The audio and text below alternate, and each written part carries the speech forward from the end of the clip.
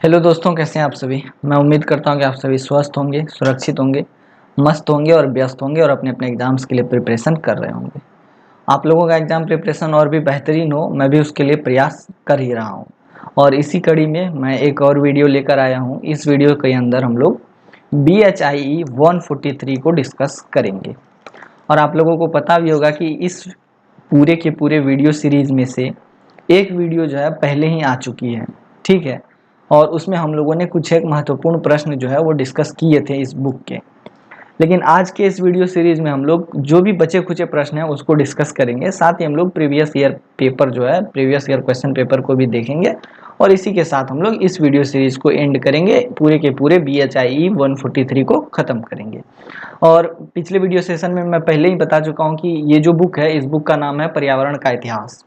तो हम लोग इसमें जानते हैं या समझने की कोशिश करते हैं कि पर्यावरण का इतिहास क्या रहा है, मतलब हमारे चारों ओर जो हमारे आसपास जो इर्द गिर्द हम देखते हैं उसका इतिहास क्या रहा है। वही हमारे इस बुक का मेन जो है मोटो है, मेन थीम है। क्लियर है ये सारी बातें। अब चलिए दोस्तों, यहाँ पर एक छोटा सा इंफॉर्मेशन जो है वो आप लोगों के लिए है। छोटी सी इंफॉर्मेशन ये है कि अंशु पब्लिशर्स पहले इग्नू टिप्स असाइनमेंट के नाम से जानी जाती थी, लेकिन अब अंशु पब्लिशर्स हो चुकी है। अब आप लोग सोशल मीडिया हैंडल्स पर इसको अंशु पब्लिशर्स के नाम से ही सर्च करेंगे, इसमें और कुछ बताने लायक है नहीं। क्लियर। आगे बढ़ते हैं। दूसरे पेज में एक छोटा सा एडवर्टीजमेंट है। अंशु पब्लिशर्स इन सभी चीज़ों में डील करती है। जिनको भी चाहिए वो या तो anshupublishers.com पे विजिट करके ले सकते हैं, व्हाट्सअप करके ले सकते हैं, या फिर मेल करके ले सकते हैं। क्लियर है। अब चलिए आगे बढ़ते हैं। ये है BHIE 143, हमारे डिस्कशन का मेन टॉपिक पर्यावरण का इतिहास। इसमें हम लोग gas paper, sample paper, notes और प्रीवियस ईयर पेपर की एनालिसिस करेंगे। क्लियर है। यहाँ पर एक ब्रैकेट आज भी छूट गया पिछले वीडियो सेशन की तरह, मैं इसको ठीक कर दूंगा। खैर, तो ये सारी बातें समझ गए आप लोग। अब चलते हैं अगले स्लाइड पर। अगले स्लाइड पे क्वेश्चन है दोस्तों, पर्यावरण इतिहास क्या है, व्याख्या कीजिए वगैरह वगैरह। तो ये सब सारे जो क्वेश्चंस हैं ये हम लोग पहले डिस्कस कर चुके हैं। अब देखिए आगे, आज मैं कुछ क्वेश्चंस इंपॉर्टेंट वाले डिस्कस करूंगा, लेकिन उससे पहले मैं आप लोगों से प्रीवियस ईयर क्वेश्चन को डिस्कस करना पसंद करूंगा। तो पहले इसको साइड करते हैं और चलते हैं प्रीवियस ईयर क्वेश्चन के डिस्कशन पे। जब हम लोग उसको देख लेंगे तभी हम लोग जो है ना आकर के रिटर्न इस वाले क्वेश्चन सीरीज को डिस्कस करेंगे। चलिए एक सेकेंड, इसको मैं एक सेकेंड, हाँ ये वाला है। सबसे पहले इसी को देखते हैं।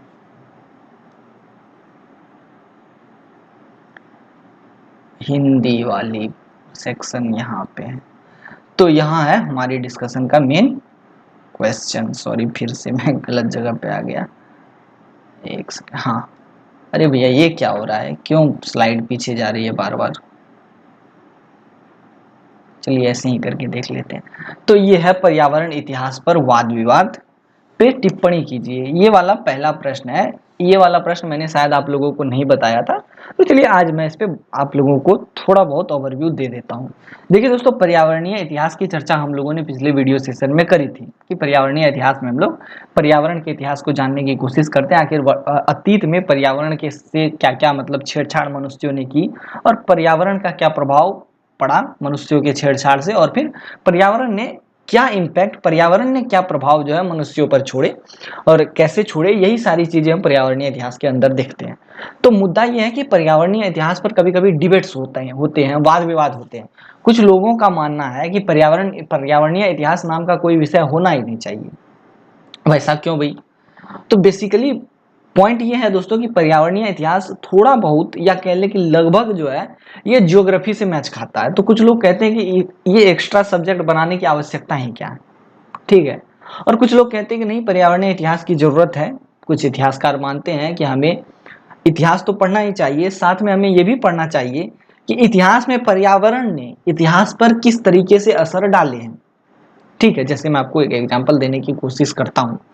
जैसे सिंधु घाटी सभ्यता के बारे में आप सभी पढ़ते होंगे, और जब आप लोग सिंधु घाटी सभ्यता पढ़ते हैं और अंत में जब आप पढ़ते होंगे कि सिंधु घाटी सभ्यता का विनाश कैसे हुआ, तो आप लोग उसमें ये जरूर पढ़ते होंगे कि कुछ इतिहासविद कहते हैं कि हो सकता है कि सूखा पड़ने की वजह से क्या कहते हैं, सिंधु घाटी सभ्यता बर्बाद हो गई होगी। कुछ इतिहासकार कहते हैं कि हो सकता है कि अत्यधिक बाढ़ के आने की वजह से क्या कहते हैं, सिंधु घाटी सभ्यता बर्बाद हो गई होगी। कुछ इतिहासकार के मत है कि भोजन की कमी हो जाने की वजह से सिंधु घाटी सभ्यता बर्बाद हो गई होगी। तो अगर कुल मिलाकर के हम देखें तो ये सारे जो आप लोगों को पॉइंट बताए जा रहे हैं यहाँ पे, नदी बाढ़ वाले, सुखाड़ वाले या भोजन वाले, ये कुल मिलाकर के कहीं ना कहीं पर्यावरण से लिंक होते हैं। तो इतिहास तो है ही, लेकिन साथ में पर्यावरण की घटनाएं भी उससे जुड़ी हुई हैं।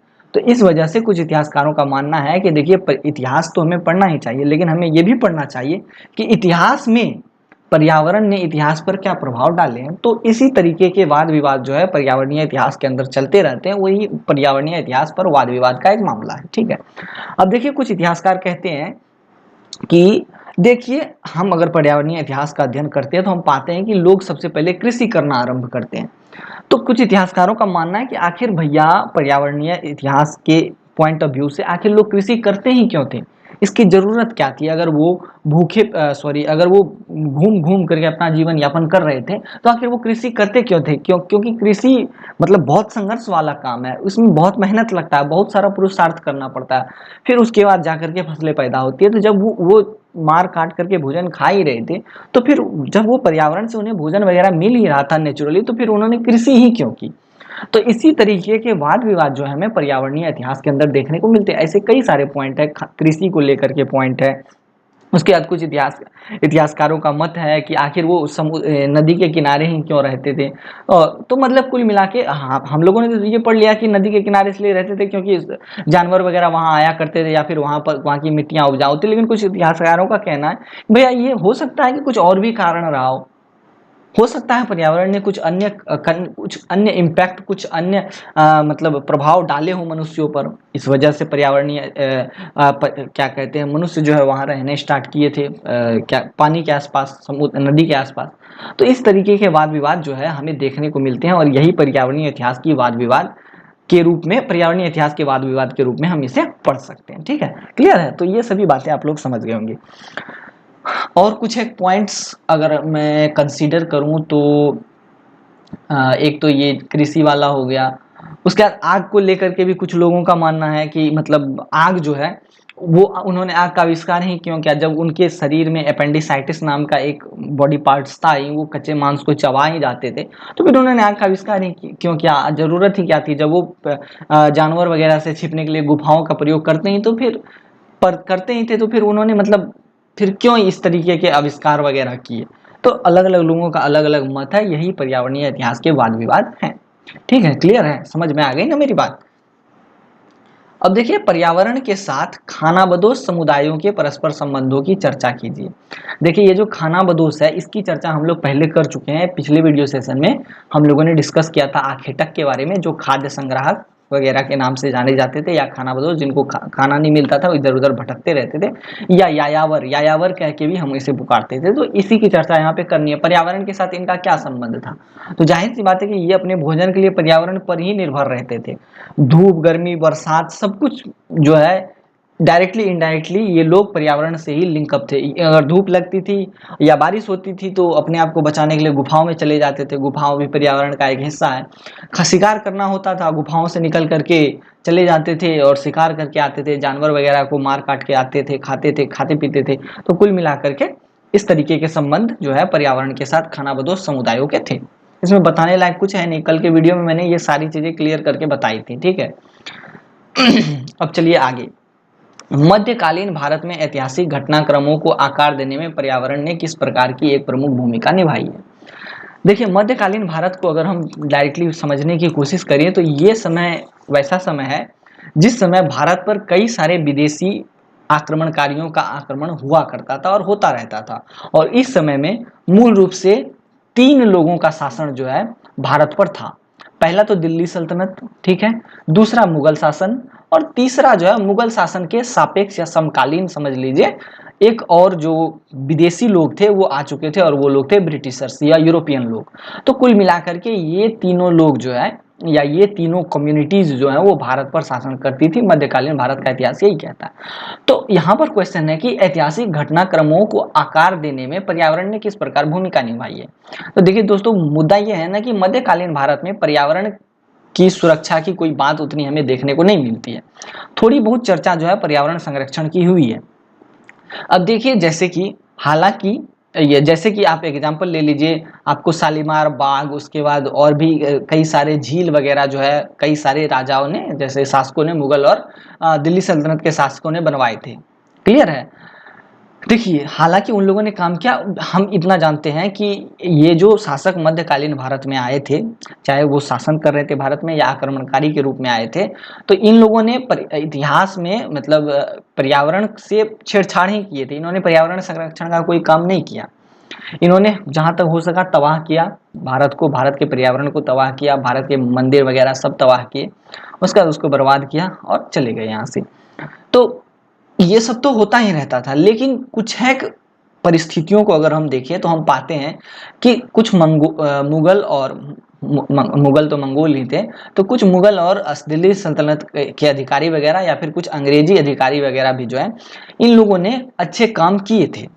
जैसे कि कुछ शासकों ने अच्छे अच्छे गार्डन, जैसे शालीमार बाग, निशांत बाग, इस तरीके के बाग वगैरह बनवाए थे। और उससे हम लोग ईस्वी वगैरह को लिंकअप करते हैं कि इस शासक ने इस ईस्वी में ये वाला बाग बनवाया था, या फिर ये वाले तालाब बनवाए थे, या फिर क्या कहते हैं ये वाला झील बनवाया था। तो इस तरीके से हम लोग धीरे धीरे क्या करते हैं कि पर्यावरण से संबंधित चीजों के तिथि तिथि को देख करके ऐतिहासिक घटनाक्रमों का एक अंदाज लगा लेते हैं।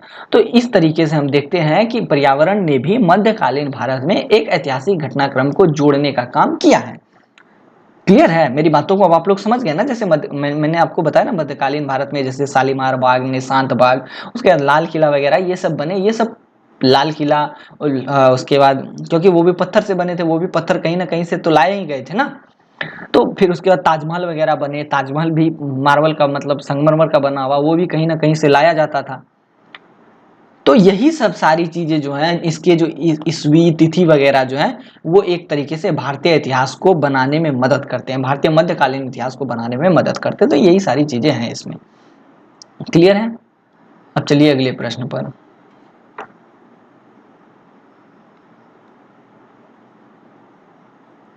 भारतीय दर्शन में जल को किस प्रकार देखा व वर्णित किया गया है? ठीक है दोस्तों, इसके पिछले वीडियो में मैंने आपको बताया था कि भारतीय दर्शन में वनों को किस प्रकार वर्णित किया गया है। ठीक उसी प्रकार का क्वेश्चन जो है ये वाला है।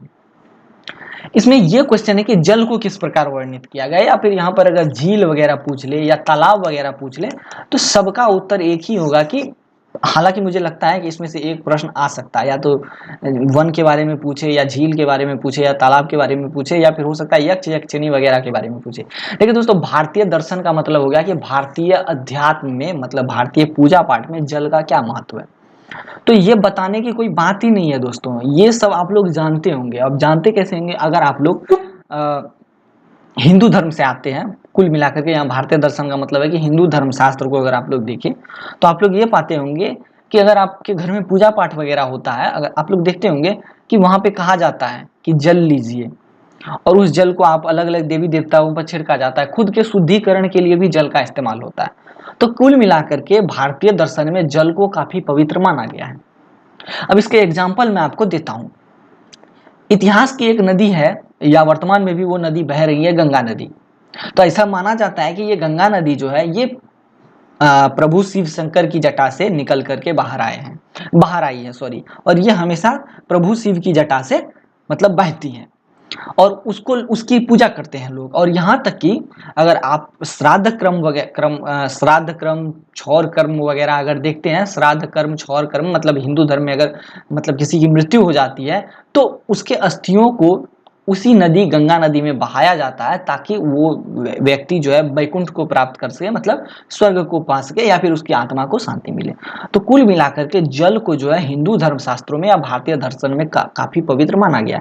यहाँ तक कि सिर्फ और सिर्फ गंगा नदी ही नहीं, अपितु आप यमुना नदी को देखिए, कहा जाता है कि वह भी गंगा नदी की बहन है।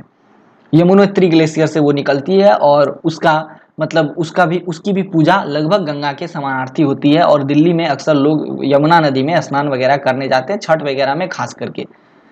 तो इसी तरीके से भारतीय दर्शन में जल को काफी महत्व दिया गया है। यहाँ तक कि ऋग्वेदों में अगर भगवान को देखा जाए, मतलब भगवान का उल्लेख कहीं मिलता है तो वहां पर वायु देवता, जल देवता और अग्नि देवता का उल्लेख मिलता है।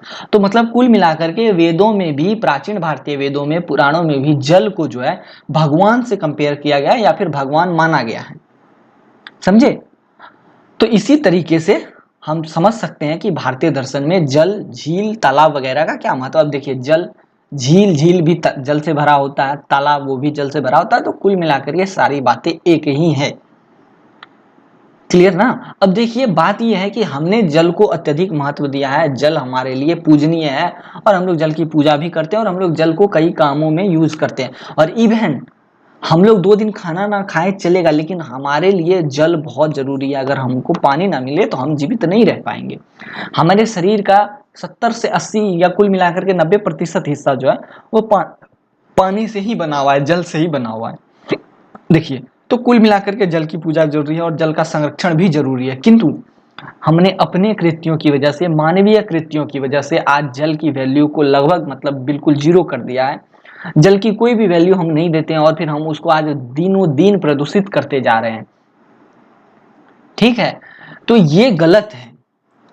हमें ये प्रयास करना चाहिए कि हम जल का संरक्षण करें, क्योंकि देखिए, अगर स्वच्छ जल ही नहीं रहेगा और अगर हम उस स्वच्छ जल को ग्रहण ही नहीं करेंगे तो फिर हमारा जीवन जो है खतरे में पड़ जाएगा। हालांकि पृथ्वी पर सबसे अधिक मात्रा में जल है, लेकिन उसका कोई उपयोग ही नहीं है क्योंकि वो खारा है। जल का महत्व उस व्यक्ति से पूछिए जो समुद्र के किनारे खड़ा हो, लेकिन उसको प्यास लगी हो पर वो उस पानी को पी नहीं सकता है। तो इस वजह से जल का संरक्षण जरूरी है और भारतीय दर्शन में इन्हीं सब बातों को ध्यान में रखते हुए जल को भगवान के समान माना गया है। और जो आदि काल के लोग थे वो जानते थे कि जल का महत्व क्या है, और इसी वजह से उन्होंने इस तरीके के नियम बनाए ताकि हिंदू धर्मशास्त्र के अनुसार लोग जो है जल की पूजा करें और लोग जल को मतलब संरक्षित करने की कोशिश करें। तो यही सारी चीजें यहाँ है। जल के साथ अगर तालाब पूछे तो भी आपको यही आंसर लिखना है, झील पूछे तो भी आपको यही आंसर लिखना है। वन, और पिछले वीडियो में मैंने आपको बताया था कि भारतीय दर्शन में वन का क्या महत्व है, तो अगर वन का महत्व पूछे तो भी आपको यही वही सेम बात लिखनी है जो मैंने पिछले वीडियो सेशन में बताया था। उसके बाद अगर पेड़ पौधे का महत्व पूछे तो वह भी सेम ही चीजें लिखनी है जो कि मैंने वन के बारे में बताया था, क्योंकि वन, पेड़ पौधे सभी एक दूसरे से इंटरकनेक्टेड हैं, सभी एक दूसरे से इंटरलिंक है। उसके बाद अगर जानवर वगैरह का पूछे तो लगभग वन के समान ही बताना, उसमें थोड़ी बहुत बातें ऐड कर देना है कि जो ऐतिहासिक लोग थे या जो पुराणों में जो वर्णित लोग हैं वो लोग जानवरों को भी एक उचित स्थान देते थे समाज में, क्योंकि जानवर भी पर्यावरण को संतुलित करने में काफी मदद करते हैं। जैसे हमारे भारतीय दर्शन में गौ, मतलब गाय को माता के स्वरूप माना जाता है, गौ माता कह के पुकारा जाता है और उनकी पूजा करते हैं लोग। इवन बैल, जो कि किसान के सच्चे मित्र होते हैं, उनकी भी पूजा होती है, गोवर्धन पूजा के नाम से उनकी पूजा की जाती है। और ये लोग, ये सारे जानवर जो है, ये सभी जानवर, जीव जंतु जो है, ये पर्यावरण संतुलन में हमारी मदद करते हैं। इसी वजह से भारतीय दर्शन में जीव जंतु को भी विशेष रूप से महत्व दिया जाता है। तो यही सारी चीजें हैं जो इसमें बतानी है और ये 20 मार्क्स का प्रश्न है। 4 पेज अगर आप लिख देते हैं, 4 से 5 पृष्ठ अगर आप लिख देते हैं इन सभी बातों को, तो आपका काम हो जाएगा। और मुझे लगता है कि मैंने आप लोगों को एक मोटा मोटा ओवरव्यू दे दिया है कि क्या क्या चीजें आप लोगों को लिखना है एग्जाम में। तो मेरे ख्याल से आप लोग उसको लंबा कर सकते हैं, क्योंकि देखिए दोस्तों, आपके इस पुस्तक में लगभग 12 से 13 चैप्टर हैं और हर एक चैप्टर से बहुत सारे क्वेश्चन बनते हैं और सबको 2 वीडियो के अंदर कवर अप करना मुश्किल है। तो मुझसे जितना हो पाया मैं उतना करने का प्रयास कर रहा हूं और मैं आप लोगों से आशा करता हूं कि आप लोग भी मेरी भावनाओं को समझेंगे और हो सके जो प्रश्न इसमें छूट गया तो आप लोग उसको थोड़ा बहुत कवर अप कर लेंगे, या फिर मैंने जो मोटा मोटा बताया है अगर उससे थोड़ा बहुत भी मैच खाता है एग्जाम में आपका कोई प्रश्न, तो आप लोग उसको लिख करके आ जाएंगे। क्लियर है इन सभी ये सारी बातें? अब चलिए आगे देखते हैं आगे प्रश्न क्या है।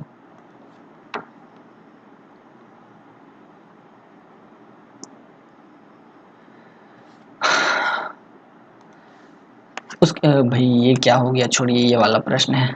चर्चा कीजिए, संरक्षण पर्यावरणीय इतिहास की एक सक्रिय शाखा किस प्रकार है। संरक्षण जो है कैसे पर्यावरणीय इतिहास की एक शाखा है, इसके बारे में चर्चा कीजिए। इतनी देर से मैं आपको केवल यही बता रहा हूँ कि पुराने लोग या पुराण में वर्णित लोग या इतिहास में वर्णित लोग वो संरक्षण पर ज्यादा जोर देते थे। सॉरी सॉरी दोस्तों, तो जो ये लोग वर्णित हैं, मतलब पुराण इतिहास वगैरह में जो भी लोग वर्णित है, वो संरक्षण पर ज़्यादा जोर देते थे, क्योंकि उन्हें पर्यावरण के महत्व का पता था। क्योंकि उन्हें पता था कि अगर पर्यावरण ही सही नहीं रहेगी तो एक दिन ऐसा आएगा कि मनुष्य जो है वो अपने ही द्वारा बुने गए जाल में फंस जाएगा, और पर्यावरण को अपना दास समझने के चक्कर में वह खुद पर्यावरण का दास हो जाएगा, और वास्तव में पर्यावरण के मनुष्य दास ही हैं। क्लियर? तो पर्यावरण का संरक्षण जरूरी है, क्योंकि पर्यावरण से ज्यादा छेड़छाड़ मतलब पर्यावरण अपना विकराल रूप धारण करेगी और फिर वो मनुष्य को नुकसान पहुंचाएगी। तो कुल मिलाकर के यही सारी बातें इसमें लिखनी है।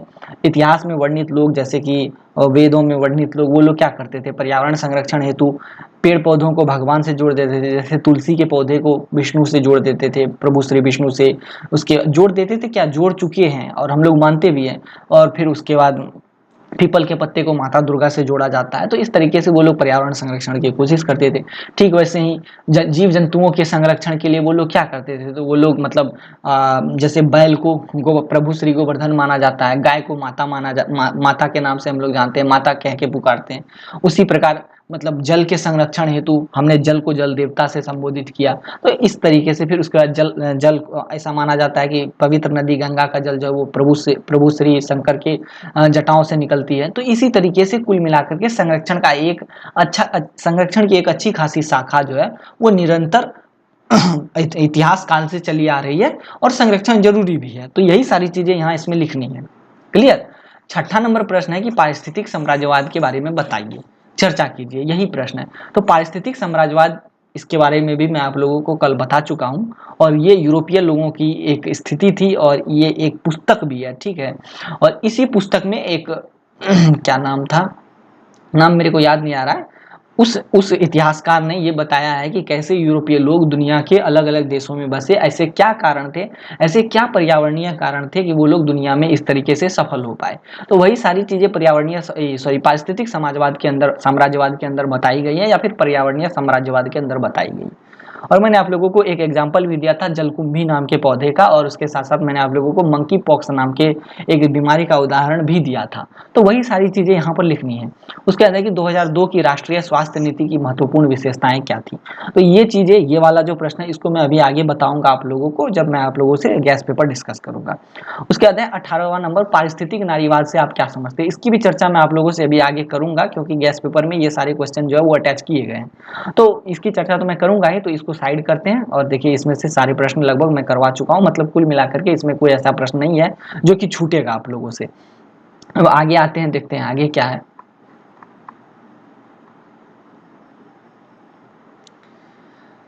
इसमें से पहला प्रश्न है पर्यावरणीय इतिहास क्या है, चर्चा कीजिए। तो पर्यावरण क्या है, इसका इतिहास क्या है, ये मैं कल से बोल रहा हूँ। कल भी मैंने पहले पर्यावरण के बारे में बताया, इतिहास के बारे में बताया, उसके बाद आज भी मैंने स्टार्टिंग में यही सारी चीजें बताई है, तो इसमें बताने लायक कुछ है नहीं। अब सिंधु घाटी सभ्यता के समय में जल प्रबंधन की प्रकृति पर टिप्पणी कीजिए।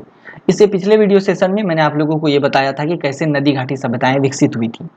अभी मैं आप लोगों को शॉर्टकट में ये बता देता हूँ कि सिंधु घाटी सभ्यता में जल प्रबंधन की प्रकृति कैसी थी। देखिए, बात यह है कि सिंधु घाटी सभ्यता पहली नगरीय सभ्यता थी प्राचीन भारत की। मतलब स्टार्टिंग जब मनुष्यों का हुआ, जब लगभग नव पाषाण काल खत्म होने को था, और इसी नव पाषाण काल के अंतिम समय में लगभग ताम्र पाषाण काल, और इसके बाद लौह काल की उत्पत्ति जो है वो लौह काल का आरंभ जो है हो चुका था। तो ये जो सिंधु घाटी सभ्यता थी, ये कुल मिला के इसी ताम्र पाषाण काल के आसपास की सभ्यता थी।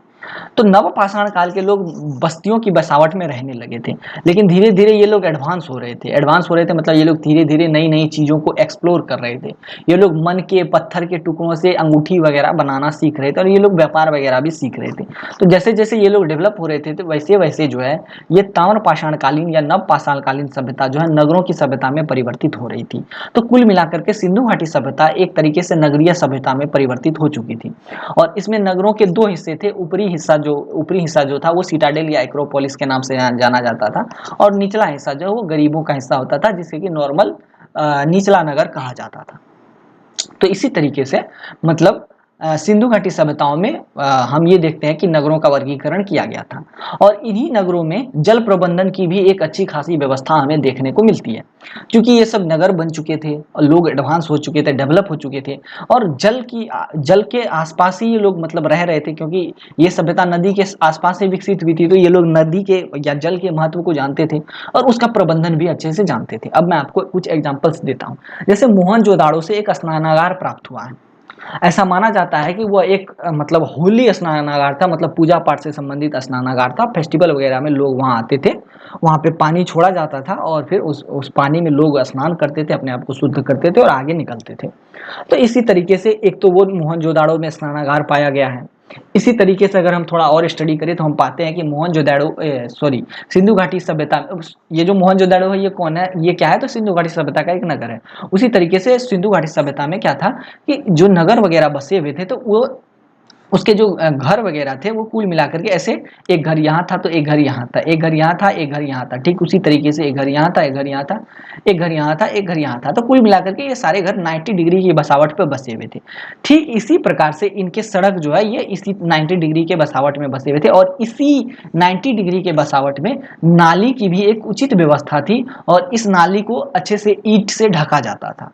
तो इस तरीके से यहाँ पर भी जल का प्रबंधन हमें, मतलब नाली के जल का प्रबंधन भी हमें यहाँ देखने को मिल जाता है।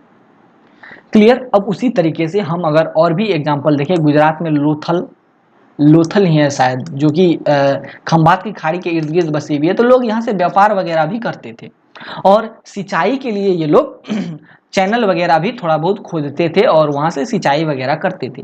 तो कुल मिलाकर के हम देखते हैं कि इनकी जो जल प्रबंधन की प्रकृति थी यह बहुत अच्छी थी। एग्जाम्पल मैंने आप लोगों को मोहनजोदाड़ो का दिया, उसके बाद लोथल का दिया, उसके बाद यहाँ के जो नाली की जो व्यवस्था थी उसका भी मतलब पानी निकासी की जो व्यवस्था थी उसका भी एग्जाम्पल मैंने आप लोगों को दिया। तो छोटी मोटी बातें मैंने आप लोगों को बता दी, इसका विस्तार आप लोग खुद कर लीजिएगा, इसमें और कुछ बताने के लायक है नहीं। इसी तरीके से लोथल है और शायद सुतकोतदा भी है शायद, यहाँ से भी मतलब अच्छा खासा जल प्रबंधन का एक साक्ष्य जो है हमें मिला है। मतलब कुल मिलाकर के ये सभ्यताएं तो नदी घाटी के किनारे ही बसी हुई थी, तो इनको अगर जल प्रबंधन का पता ना होता तो ये लोग इतने दिन सरवाइव कैसे करते, ये लोग इतने साल तक कैसे रहते।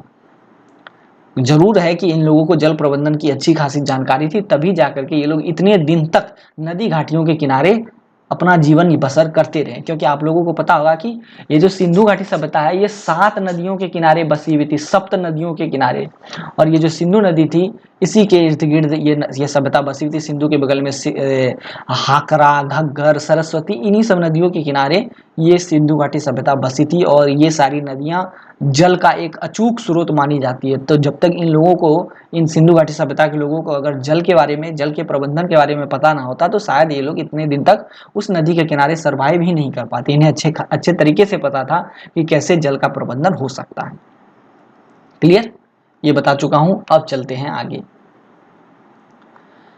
अगला है कि प्रारंभिक आधुनिक भारत में वनों एवं वानिकी पर संक्षेप में चर्चा कीजिए। देखिए, प्रारंभिक आधुनिक भारत मतलब जब आधुनिक भारत की शुरुआत हुई, मतलब मध्यकाल के अंत का समय और आधुनिक भारत के स्टार्टिंग का समय।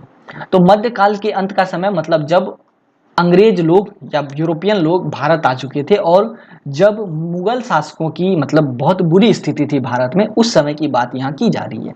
तो जैसा कि मैं दोस्तों आप लोगों को पहले ही बता चुका हूँ कि जितने भी मध्यकालीन शासक या आक्रमणकारी भारत में आए, उन्हें वन संरक्षण, पर्यावरण संरक्षण, जीव जंतु संरक्षण से कोई मतलब नहीं था। ये सारी चीजें उनके लिए केवल एक संसाधन मात्र थे जिनका वो दोहन करना जानते थे। केवल कुछ एक शासकों ने ही भारत में वनों एवं वानिकी की संरक्षण की बात की, पर्यावरण संरक्षण की बात की, लेकिन उसके अलावा अधिकतर शासकों ने केवल और केवल भारत के वनों का विनाश नहीं किया, क्योंकि उनके नज़र में वन में केवल शिकार किया जा सकता था। वन के महत्वपूर्ण लकड़ियों को काट करके बड़े बड़े महल वगैरह बनाए जा सकते थे, उनके नज़र में इससे ज़्यादा कोई महत्व वनों का नहीं था। ठीक उसी तरीके से शासकों ने जैसा किया, ठीक उसी तरीके का काम लगभग भारत में जो ब्रिटिश लोग आए थे या यूरोपियन लोग आए थे उन्होंने भी वैसा ही किया। वो जब भारत आए तो उन्होंने भारत की वन संपदा को देखा तो वो बौखला गए और वो आश्चर्य में पड़ गए कि भारत की वन संपदा इतनी ज़्यादा है और भारत में पर्यावरण संपदाएं इतनी ज़्यादा हैं। तो उन्होंने कुछ नहीं किया, उन्होंने संरक्षण के नाम पर केवल भारत में प्राकृतिक और पर्यावरणीय संसाधनों का दोहन किया, वनों का दोहन किया। उन्होंने किया क्या, जैसे कि रेल लाइन उन्होंने कहा कि हम भारत का विकास करने जा रहे हैं, हम भारत में रेल लाइन बिछाने जा रहे हैं। क्लियर। और उन्होंने कई सारे किलोमीटर, मतलब सारे किलोमीटर, मीलों तक लाइनें बिछाई। लेकिन उसमें जो वो ये इस तरीके का जो ये क्या बोलते हैं इसको भाई, ये जैसे ये पटरी होती है ना, इसके इसके ये इस साइड से वो ये सीमेंट का लगा होता है ना, आप लोगों ने देखी होगी रेल पटरी। तो उस समय में लकड़ी का प्रयोग होता था। तो इन्होंने क्या किया, विकास के नाम पर कि हम भारत का विकास कर रहे हैं, इन्होंने क्या किया, लकड़ी को काटा, जंगल से लकड़ी काट करके लाते थे, रेलवे लाइन के नीचे बिछा देते थे, रेलवे से अपना व्यापार लंबा चौड़ा करते थे। तो कुल मिलाकर के वन और वानिकी का संरक्षण तो घंटा कुछ नहीं किया इन लोगों ने, बल्कि वनों का विनाश जो है अच्छे से किया। ठीक है। और उसके बाद चंदन की लकड़ी की तस्करी और भी कई लकड़ियों की तस्करी जो है अंग्रेज लोग करते थे, साथ में ये शासक भी करते थे। तो इन लोगों की नज़र में वनों का कुछ भी महत्व नहीं था। तो यही सारी चीज़ें इसमें लिखनी है और कुछ बताना इसमें है नहीं। क्लियर। अब अगला है कि भारतीय दर्शन परंपरा में पेड़ पौधे और पशुओं ने क्या भूमिका निभाई। ये गीत मैं ये वाली गीत मैं गा चुका हूँ, और ये मैं पहले ही गा चुका हूँ पिछले वीडियो सेशन में ही। वनों के बारे में पूछा जाए तो सेम उत्तर देना है, पेड़ पौधों के बारे में पूछा जाए तो भी सेम उत्तर देना, और पशुओं के बारे में पूछा जाए तो पेड़ पौधे के साथ साथ पशुओं को ऐड कर देना। और ये बातें मैंने अभी पिछले कुछ समय पहले बताई है, मतलब 10 मिनट पहले करीब यही सारी बातें मैंने आप लोगों को बताई है। तो बताने लायक इसमें कुछ है नहीं। क्लियर। चलिए भाग 2 में आते हैं। भारत में प्रकृति के संरक्षण के इतिहास का विवरण प्रस्तुत कीजिए। तो इसमें बताने लायक कुछ नहीं है। अभी इससे कुछ देर पहले पिछले वाले क्वेश्चन सीरीज में भी सेम चीज मैंने आप लोगों को बताई थी, सेम बात मैंने आप लोगों को बताई थी। ये वाला चर्चा कीजिए कि संरक्षण पर्यावरणीय इतिहास की एक सक्रिय शाखा, वही उत्तर उसमें लिखा जाएगा। उसके बाद भारतीय दर्शन में जल, यही सारी चीजों को मिला करके लिखना है। मध्यकालीन भारत के ऐतिहासिक घटनाक्रमों को आकार देने में पर्यावरण, इन्हीं 3 उत्तर को मिला करके अगर आप इस वाले प्रश्न के उत्तर को लिख देते हैं, भारत में प्रकृति के संरक्षण के इतिहास का विवरण प्रस्तुत कीजिए, तो आपका काम हो जाएगा। ये क्या हो रहा है भाई, समझे।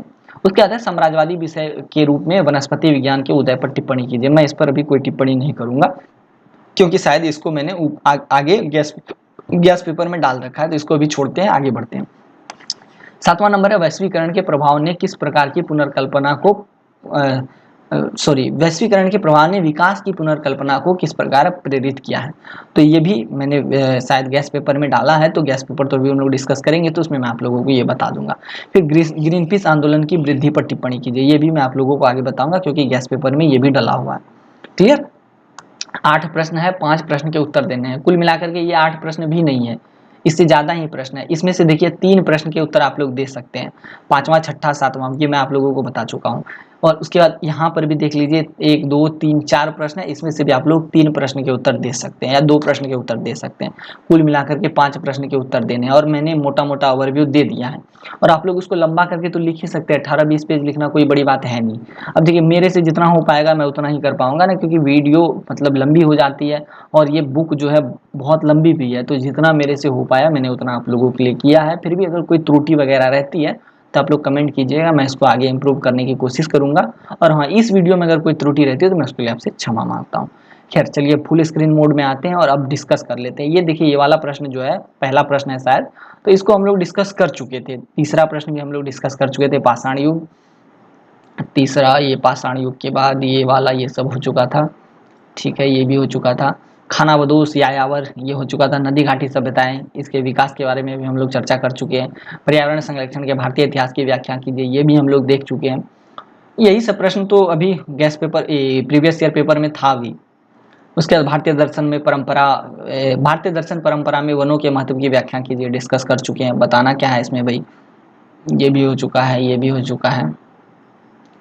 ये वन अधिनियम, पारिस्थितिक साम्राज्यवाद बता चुका हूँ। यूरोपीय उपनिवेशवाद और प्रारंभिक दुनिया की चर्चा कीजिए, ये भी मैं आप लोगों को बता चुका हूँ। ये 10वां नंबर। अब है स्वास्थ्य एवं स्वास्थ्य के इतिहास की चर्चा कीजिए। ये वाला क्वेश्चन मैंने आप लोगों के लिए छोड़ रखा था, इसकी चर्चा हम लोगों ने नहीं की थी, तो इसकी चर्चा हम लोग करते हैं।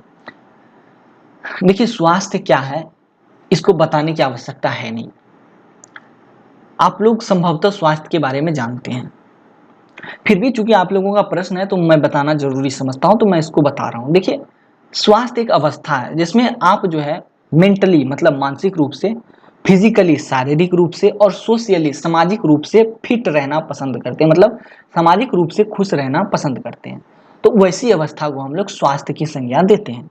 मतलब स्वास्थ्य एक ऐसी अवस्था है जिसमें कोई व्यक्ति मानसिक रूप से, सामाजिक रूप से और शारीरिक रूप से खुश रहना पसंद करता है, तो उसे हम स्वास्थ्य कहते हैं। या कुल मिलाकर के हम ये कहते हैं कि जब शरीर में कोई रोग अथवा दुर्बलता ना रहे, तो वैसी स्थिति को हम लोग स्वास्थ्य कहते हैं। जैसे मैं आपको एक एग्जांपल देता हूं। अभी मान लेते हैं आपको फीवर है, तो आपका स्वास्थ्य मतलब अच्छा नहीं है, जबकि इसी सिचुएशन में आपको कोई फीवर नहीं है, ना कोई सर्दी है, ना कोई खांसी है, ना कोई आपके सिर में दर्द है, ना कोई आपको किसी प्रकार की चिंता है, ना ही समाज मतलब आपके इर्द गिर्द से आपको कोई प्रेशर है कि तुमको ये काम करना ही करना है। तो ऐसी स्थिति में जब आप नेचुरली पूरा खुश हैं, तो उसी स्थिति को हम बेहतर स्वास्थ्य के नाम से जानेंगे। क्लियर? अब देखिए, ये जो स्वास्थ्य है ये हमेशा एक समान नहीं रहता है, इसमें परिवर्तन आते रहते हैं, क्योंकि हम जो मनुष्य हैं वो पर्यावरण के दास हैं और हमारा शरीर पर्यावरण के साथ क्रियाएं करता रहता है और हमारा शरीर खुद से भी कुछ क्रियाएं करता रहता है। तो ये पर्यावरण के साथ जो क्रिया करता है और खुद से जो क्रिया करता है, उसी के रिस्पेक्ट में इसमें चेंजेज आते रहते हैं। तो ये जो चेंजेज आते रहते हैं, तो कभी कभी ये चेंजेज अच्छा होता है, मतलब हमारी उम्र बढ़ रही है। चेंजेज अच्छा होने का मतलब, पहले हमारा मान लेते हैं अच्छा चेंजेज का मतलब, मान लेते हैं पहले हम बहुत कमजोर थे, लेकिन पर्यावरण के इर्द गिर्द हम रहा, हम रहे और फिर हमने पर्यावरण से कुछ चीज़ें मतलब एब्जॉर्व की। जैसे मान लेते हैं, मैं अपनी बात करता हूँ, तो मुझे पहले बहुत ज़्यादा सर्दी लगती थी, लेकिन पता नहीं धीरे धीरे जब मैं पटना की बहुत गर्मियों में रहा, तो फिर मुझे जो है अब सर्दी वगैरह नहीं लगती है, सर्दी खांसी वगैरह मुझे जल्दी होती नहीं है, होती भी है तो वो एक आध दिनों में चली जाती है। तो मतलब मैं और ज़्यादा बेहतर हो गया। तो इस सिचुएशन को हम क्या कहेंगे? बेहतर स्वास्थ्य की स्थिति कहेंगे।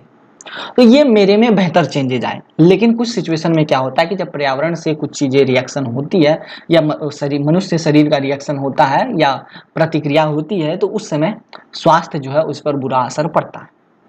जैसे मान लेते हैं अगर आप काफ़ी ठंडे प्रदेश में रहते हैं, मान लेते हैं आप हिमाचल प्रदेश के शिमला में रहते हैं, जहाँ पर हमेशा गर्मियों में भी 18-19 डिग्री से ज़्यादा का टेम्परेचर नहीं जाता, 20 डिग्री से ज़्यादा का टेम्परेचर नहीं जाता। आपको उठा करके बिहार ला दिया जाए तो जाहिर सी बात है आपकी तबीयत खराब हो जाएगी, तो फिर आपको समस्याएं क्रिएट होंगी।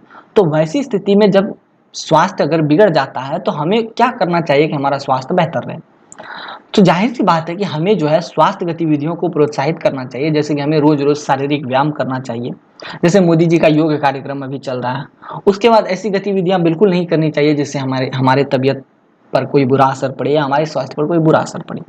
उसी के साथ साथ हमें धूम्रपान नहीं करना चाहिए, तनाव वगैरह नहीं लेना चाहिए और हमें अपने बेहतर स्वास्थ्य को बढ़ावा देना चाहिए। क्लियर है? तो यही है स्वास्थ्य।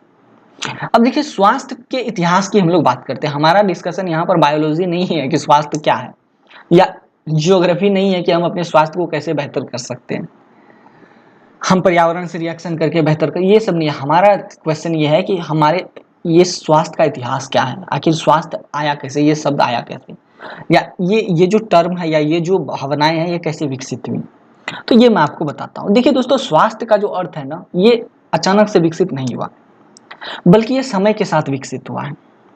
अगर हम थोड़ा सा अच्छे से इसको समझने की कोशिश करें, तो हम ये पाते हैं कि ये अवधारणा लगभग उपनिवेश काल से मतलब विकसित होती आ रही है। मतलब जब ब्रिटेन ने पूरे विश्व को अपना उपनिवेश बना रखा था, तो उस समय ब्रिटेन में एलोपैथ मतलब जो एलोपैथी जो शाखा है दवाई विज्ञान की, वो काफी फल फूल रही थी। तो उसने धीरे धीरे स्वास्थ्य टर्म को गढ़ना स्टार्ट कर दिया था, स्वास्थ्य शब्द को गढ़ना स्टार्ट कर दिया था। तो अगर उसकी प्रारंभिक मतलब स्वास्थ्य की प्रारंभिक परिभाषा की बात करें, तो हम कुल मिलाकर के ये कहते हैं कि शरीर के प्रॉपर मतलब सही रूप से कार्य करने की क्षमता स्वास्थ्य है। लेकिन धीरे धीरे ये बदलता गया, मतलब ये जो धारणा है बदलती गई, और इस धारणा को बदलने का काम किया WHO ने। WHO ने 1980 में एक स्वास्थ्य संवर्धन आंदोलन का विकास किया और उसको बढ़ावा दिया, और इसमें कई सारे लोगों ने भाग भी लिया और कई सारे देशों ने भी ऐसे कार्यक्रमों में भाग लिया, और यहीं से स्वास्थ्य की एक नई अवधारणा जो है वो निकल करके आई। उसमें यह बताया गया कि स्वास्थ्य जो है वो शरीर के केवल कार्य करने की क्षमता नहीं है, बल्कि स्वास्थ्य जो है मनुष्य के जीने का एक संसाधन है। मतलब अगर मनुष्य का स्वास्थ्य ठीक नहीं होगा तो वो ज्यादा दिन जी नहीं पाएगा। तो जीने का एक अमूल्य संसाधन मनुष्य का बेहतर स्वास्थ्य है। ठीक इसी तरीके से 1984 में WHO ने इस परिभाषा को थोड़ा और संशोधित किया। 1984 में कुछ लोगों या कुछ देशों के विचारों को ध्यान में रखते हुए स्वास्थ्य को WHO क्या है, तो वर्ल्ड हेल्थ ऑर्गेनाइजेशन, विश्व स्वास्थ्य संगठन ने फिर से परिभाषित किया। WHO जो है विश्व स्वास्थ्य संगठन नाम से एक संस्था है, जो कि यूनाइटेड नेशंस की एक संस्था है, ठीक है, सब्सिडरी संस्था है, और ये जो है पूरे विश्व भर में स्वास्थ्य संबंधी कार्यक्रमों को चलाती है, और फिर स्वास्थ्य या फिर स्वास्थ्य से संबंधित कोई अनुसंधान वगैरह हो तो उसके लिए पैसे वगैरह वो देती है। तो ये वही WHO है, इसके बारे में हमें विस्तार से नहीं जानना है, खैर हम लोग मुद्दे पर आते हैं। तो 1984 में WHO ने कुछ अन्य लोगों के राय विचार के माध्यम से इस स्वास्थ्य की परिभाषा को फिर से गढ़ा, और उसने बताया कि जिस हद तक कोई व्यक्ति या समूह आकांक्षाओं को महसूस करने और जरूरतों को पूरा करने और पर्यावरण को बदलने या सामना करने में सक्षम है, वही हमारे लिए एक स्वास्थ्य है। तो मतलब कुल मिलाकर के ये कहने की कोशिश की जा रही है, अगर कोई व्यक्ति या कोई व्यक्ति का समूह अपनी जरूरतों को महसूस करता है और उन जरूरतों को पूरा करता है, और उन जरूरतों को पूरा करने के लिए वो पर्यावरण से रिएक्शन करता है, मतलब पर्यावरण के साथ क्रिया करता है, या तो पर्यावरण को बदल देता है या पर्यावरण का सामना कर लेता है, और अपने शरीर में किसी भी प्रकार का अन्य परिवर्तन नहीं पाता है, तो वैसी अवस्था को हम बेहतर स्वास्थ्य कहेंगे। मतलब मैं आपको एक एग्जांपल से समझाता हूँ। देखिए यहाँ पर यह है, जैसे मैंने आपको एक एग्जांपल दिया था हिमाचल प्रदेश वाला, ठीक है। तो कोई व्यक्ति है, उसको बिहार आना है, उसकी जरूरत है, उसकी आकांक्षा है कि उसको बिहार जाना है, उसको कोई काम करना है, उसको जरूरत अपना पूरा करना है। तो अगर वो बिहार आता है तो दो ही बातें होंगी, या तो वो पर्यावरण के अनुकूल ढल जाएगा, उसकी तबीयत खराब नहीं होगी, उसको सर्दी खांसी वगैरह कुछ नहीं लगेगा, या फीवर वगैरह कुछ नहीं आएगा। तो इसका मतलब हो गया कि उसने पर्यावरण का सामना कर लिया, ठीक है। दूसरा सिचुएशन ये होगा कि उसकी तबीयत खराब हो जाएगी, क्योंकि उसने पर्यावरण का सामना कर ही नहीं वो पर्यावरण का सामना कर ही नहीं पाया, वो पर्यावरण का सामना करने में बिल्कुल सक्षम नहीं था, तो इसलिए पर्यावरण ने उस पर असर डाल दिया और उसकी तबीयत खराब हो गई। अब कुछ सिचुएशन में क्या होता है कि कुछ लोग पर्यावरण को बदलने की कोशिश करते हैं। जैसे मैं आपको एक एग्जांपल देता हूँ। जैसे मनुष्य अपनी मनोकामना इच्छाओं को पूरा करने के लिए क्या करता है, तो जैसे उसको सड़क बनानी होती है तो वो कई सारे पेड़ काट देता है, तो वहाँ के पर्यावरण को वो बदलने की कोशिश करता है, क्योंकि पेड़ काटने से जाहिर सी बात है ऑक्सीजन की कमी होगी थोड़ी बहुत वहाँ पे, उसके बाद गर्मी बढ़ेगी, ग्लोबल वार्मिंग वगैरह बढ़ेगा, तो वो पर्यावरण को बदलने की कोशिश करता है अपनी इच्छाओं को या अपनी इच्छाओं की पूर्ति के चक्कर में। और ऐसे सिचुएशन में दो ही बातें होती है, या तो वो पर्यावरण के अनुकूल फिर से ढल जाता है, या पर्यावरण उस पर बुरा असर डाल देती है। तो जब पर्यावरण को कोई व्यक्ति अपनी इच्छाओं के अनुसार बदल देता है और उसका कोई बुरा प्रभाव नहीं पड़ता, या फिर पर्यावरण के समान कोई मनुष्य जो है ढल जाता है, पर्यावरण का सामना करने में सक्षम हो जाता है, तो उसे हम बेहतर स्वास्थ्य की कामना उसे हम बेहतर स्वास्थ्य के नाम से संबोधित कर सकते हैं। और स्वास्थ्य जो है रोजमर्रा की जिंदगी का एक संसाधन है, क्योंकि जीने के लिए बेहतर स्वास्थ्य जरूरी है। लेकिन इसका मतलब ये नहीं है कि जीने के लिए केवल स्वास्थ्य ही जरूरी है, बल्कि जीने के लिए और भी चीजें जरूरी है। तो इस तरीके से स्वास्थ्य के बावजूद अगर हम कुछ अन्य टर्म को कंसीडर करें तो स्वास्थ्य के अलावा मनुष्य को सामाजिक होना चाहिए, और मनुष्य को अपनी क्षमताओं को भी ध्यान में रखना चाहिए। मनुष्य की मानसिक स्थिति भी ठीक होनी चाहिए, बौद्धिक स्थिति भी ठीक होनी चाहिए, और भावनात्मक और सामाजिक स्थिति भी ठीक होनी चाहिए, तभी मनुष्य ठीक तरीके से रह सकता है।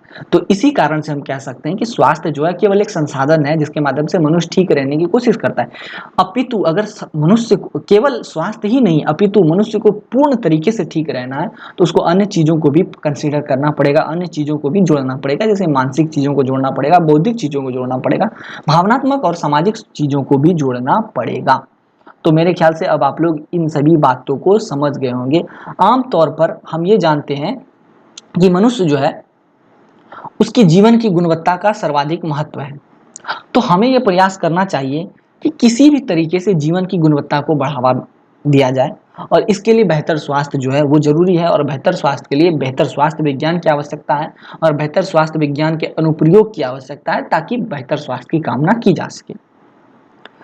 क्लियर है? अब देखिए कुल मिलाकर के बेहतर स्वास्थ्य या फिर अस्वस्थ रहने के पीछे कुछ कारक होते हैं। उन कारकों में से कुछ कारक मैं आप लोगों को यहाँ दिखा रहा हूँ, जैसे आय और सामाजिक स्थिति, सामाजिक समर्थन नेटवर्क, शिक्षा और साक्षरता। तो इसमें बताने लायक कुछ है नहीं। देखिए, आपकी अगर आय बेहतर नहीं होगी, आपकी इनकम के सोर्स अच्छे नहीं होंगे, तो जाहिर सी बात है, अगर आपकी तबीयत खराब भी होगी तो आप उसको ठीक करवाना नहीं चाहेंगे, आप डॉक्टर वगैरह से मिलना नहीं चाहेंगे। तो फिर ये जो है समस्या की स्थिति है, और इस स्थिति में आप अस्वस्थ हो जाएंगे। तो आय का स्रोत अच्छा होना चाहिए ताकि बेहतर स्वास्थ्य की कल्पना की जा सके। ठीक उसी प्रकार व्यक्तिगत स्वास्थ्य अभ्यास करते रहना चाहिए।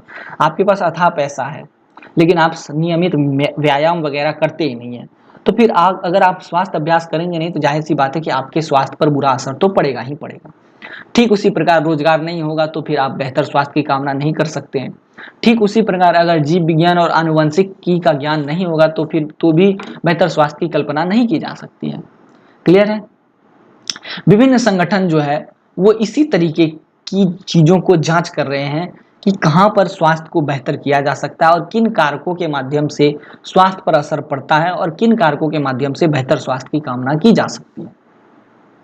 क्लियर है? अब देखिए, ये जो स्वास्थ्य क्षेत्र की अवधारणा है दोस्तों, ये तो WHO के माध्यम से गढ़ा ही जा रहा था। मतलब WHO वर्ल्ड हेल्थ ऑर्गेनाइजेशन तो अपना काम कर ही रहा था, लेकिन साथ साथ कनाडा में एक मतलब एक क्या कहते हैं कि एक एक्सपेरिमेंट हुआ था। तो वहां पर एक रिपोर्ट निकल करके आई थी, लालोंडे रिपोर्ट। और इसी रिपोर्ट से जो है ना, कहा जाता है कि स्वास्थ्य क्षेत्र की एक अवधारणा उभरी, और यहीं से लोगों ने या फिर यहीं से इतिहासकारों ने या फिर यहीं से चिकित्सकों ने स्वास्थ्य के इतिहास को जानने की कोशिश की। मान लेते हैं वो ये जैसे मंकी पॉक्स, ये एक बीमारी थी। लोग ये जानते थे कि ये बीमारी है, लेकिन कोई ये नहीं जानता था कि ये आया कैसे, कहाँ से आया, इसका पर्यावरण से क्या संबंध है, मनुष्य को ये कैसे हो जाता है। तो लोगों ने इन चीज़ों को खोज करने की स्टार्ट की। तो इसी तरीके से स्वास्थ्य क्षेत्र की अवधारणा जो है कनाडा के क्या नाम है भाई, लालोंडे रिपोर्ट से उभर करके आई। इसमें एक व्यक्ति था, उस पर कुछ एक्सपेरिमेंट वगैरह किए गए थे और वहां से कुछ चीजें जो है निकल करके आई थी। और स्वास्थ्य के लिए 3 चीजें निकल करके आई थी, और ये तीन चीजें जो है स्वास्थ्य पर बहुत मतलब असर डालती हैं, और ये तीनों एक दूसरे पर डिपेंडेंट है। जीवन शैली, व्यक्ति का अगर जीवन शैली ठीक ना हो तो फिर उसके जीवन और मृत्यु का कोई महत्व नहीं रहेगा, वो कब मरेगा कब जिएगा कोई नहीं जानता है। पर्यावरण भी मनुष्य के स्वास्थ्य पर असर डालती है, और ये बात मैं बता चुका हूँ। ठीक है, बेहतर स्वास्थ्य चाहते हैं तो जाहिर सी बात है पर्यावरण से छेड़छाड़ नहीं कीजिए, पर्यावरण को संरक्षण दीजिए और पर्यावरण से प्यार कीजिए। बायोमेडिकल, जैसे मनुष्य का शरीर सही होना चाहिए, मनुष्य की शारीरिक स्थिति सही होनी चाहिए, मानसिक स्थिति सही होनी चाहिए, और मनुष्य जैसे भी है उसको कम से कम वैसे ही स्वीकार करना चाहिए। तो इस तरीके से बेहतर स्वास्थ्य की कल्पना की जा सकती है। तो यही सारी चीजें हैं यहाँ पे। क्लियर? उसके बाद इसमें और कुछ बताने लायक मतलब मैं देखता तो नहीं हूँ, फिर भी जो अगर कुछ दिखता है तो वो मैं बता देता हूँ। देखिए, स्वास्थ्य के रखरखाव और संवर्धन को शारीरिक, मानसिक तथा सामाजिक कल्याण के विभिन्न संयोजनों के माध्यम से प्राप्त किया जाता है, और इसे कभी कभी स्वास्थ्य त्रिकोण कहा जाता है। मतलब स्वास्थ्य बेहतर हो उसके लिए 3 मेन फैक्टर जिम्मेदार होते हैं। एक तो शारीरिक कल्याण, मतलब शरीर ठीक हो तो स्वास्थ्य ठीक रहेगा। मानसिक कल्याण, मस्तिष्क सही हो तो स्वास्थ्य ठीक रहेगा। और सामाजिक कल्याण, समाज में व्यक्ति को इज्जत मौजूद रहे और समाज में व्यक्ति खुश रहे, तो इस तरीके से स्वास्थ्य जो है वो बेहतर होगा। और इन्हीं तीनों का सम्मेलन अगर हो जाए तो उसे हम स्वास्थ्य त्रिकोण की संज्ञा देंगे। ठीक है? और स्वास्थ्य संवर्धन के लिए WHO ने फिर से कुछ नए नए मतलब वो नियम वगैरह जो है बनाए, और मतलब लोगों के राय विचार लिए।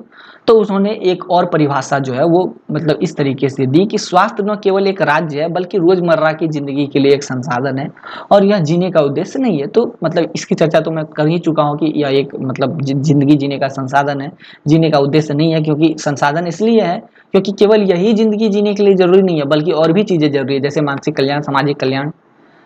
क्लियर है? स्वास्थ्य एक सकारात्मक अवधारणा है, ये तो मैं बता चुका हूँ, जो कि सामाजिक व्यक्तिगत संसाधनों पर जोर देती है, साथ ही शारीरिक क्षमता पर जोर देती है। देखिए, दुनिया भर में कई समस्याएं हैं स्वास्थ्य संबंधी, और अगर इसको ठीक नहीं किया गया तो ये मनुष्य के लिए खतरा बन के उभर सकती है, जैसे हृदय रोग, कैंसर रोग, मधुमेह, पुराने फेफड़े संबंधी बीमारी। तो ये सारी समस्याएं जो है मतलब मौजूद हैं, इसका समाधान जरूरी है। क्लियर है? तो यही सारी चीजें यहाँ पर लिखी गई हैं, इसमें बताने लायक कुछ है नहीं। अब यहाँ पर एक पॉइंट आता है, आलमता घोषणा की चर्चा कीजिए। क्लियर? मैं आपको बता देता हूँ। अब देखिए, ये जो क्वेश्चन है इसमें कभी कभी इसे आलमता कहा जाता है, कभी कभी इसे अलमाता भी कहा जाता है, कि कभी कभी इसे अलमाटी घोषणा भी कहा जाता है। तो अगर इसमें से किसी भी तरीके का कोई क्वेश्चन पूछा जाए तो आंसर आपको यही देना है, जो कि अभी मैं आपको बताऊंगा। तो देखिए दोस्तों, ये जो आलमता घोषणा है, ये प्राथमिक स्वास्थ्य देखभाल पीएचसी, प्राइमरी हेल्थ सर्विस या प्राइमरी हेल्थ सेंटर से संबंधित एक घोषणा थी। और ये जो है सोवियत सोशलिस्ट रिपब्लिक कजाकिस्तान में इसकी शुरुआत जो है हुई थी। मतलब हुआ ये था कि 6 से 12 सितंबर 1978 के बीच में एक अंतर्राष्ट्रीय सम्मेलन जो है वर्तमान कजाकिस्तान, पूर्व में सोवियत रिपब्लिक में आयोजित की गई थी। और इसमें स्वास्थ्य संबंधी मुद्दों पर चर्चा की गई थी। और यहीं पर एक साइन हुआ था, मतलब एक नियम पर साइन हुआ था, जिसे पीएचसी, प्राइमरी हेल्थ सेंटर, मतलब प्राथमिक स्वास्थ्य देखभाल के नाम से शुरू किया गया था। इसमें यह बताया गया था कि सभी आवश्यक व्यक्ति को कम से कम प्राथमिक स्वास्थ्य जो है उसके देखभाल की व्यवस्था मिलनी चाहिए। जो भी व्यक्ति चाहे विश्व के किसी भी कोने में रहे, उस प्रत्येक व्यक्ति को कम से कम उसके प्राथमिक स्वास्थ्य देखभाल की जरूरत तो पूरी होनी ही चाहिए। यही सारी चीजें आलमता घोषणा के अंदर लिखी गई थी। यह जो आलमता घोषणा है, यह कुल मिलाकर के प्राथमिक स्वास्थ्य देखभाल के महत्व को रेखांकित करने वाली पहली अंतर्राष्ट्रीय घोषणा थी। प्राथमिक स्वास्थ्य देखभाल दृष्टिकोण तब से स्वीकार किया गया जब इसे डब्ल्यूएचओ ने बढ़ावा देने की कोशिश की। डब्ल्यूएचओ ने कहा कि सभी के लिए स्वास्थ्य के लक्ष्य को प्राप्त करने की कुंजी के रूप में यह जो है जरूरी है, मतलब यह आलमता घोषणा जरूरी है या फिर यह प्राथमिक स्वास्थ्य देखभाल जरूरी है, ऐसा डब्ल्यूएचओ ने कहा। और उन्होंने यह भी कहा कि कुल मिलाकर के अगर कोई विकासशील देश है तो उसमें पीएचसी की ज़्यादा ज़रूरत है, क्योंकि वहाँ गरीबी ज़्यादा है और वहाँ पर लोगों को प्राथमिक स्वास्थ्य सुविधाएं नहीं मिल पाती है, तो वहाँ पर इस तरीके के नियम को लागू करने की ज़्यादा आवश्यकता है।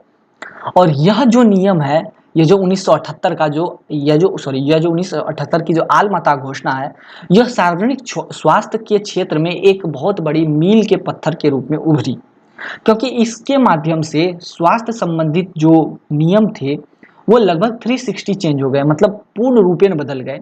और जो लोग कम से कम प्राथमिक स्वास्थ्य सुविधाएं भी प्राप्त नहीं कर पा रहे थे, इस घोषणा के माध्यम से वो देश के या विश्व के किसी भी कोने में ऐसी प्राथमिक स्वास्थ्य सुविधाएं प्राप्त कर पा रहे थे और अभी भी कर पा रहे हैं। ठीक है, आप अभी भी देखिएगा कि अपने भारत में ही कई सारे पीएससी सेंटर है। इनफैक्ट हर प्रखंड में एक PSC, primary health service centre है, प्राथमिक स्वास्थ्य देखभाल केंद्र है, जहां पर जाकर के आप छोटी मोटी बीमारियों की दवाई ले सकते हैं। तो ये सब कहां से आया? तो ये सब आया आलमता घोषणा से ही। क्लियर? अब विवरण पे आते हैं। तो विवरण में बताऊं क्या, ये तो सबसे पहले विकासशील देशों में स्टार्ट करने की बात की गई थी और ये 1978 में इसकी स्टार्टिंग हुई थी और ये लागू करने के साथ साथ काफी प्रभावी भी हुआ।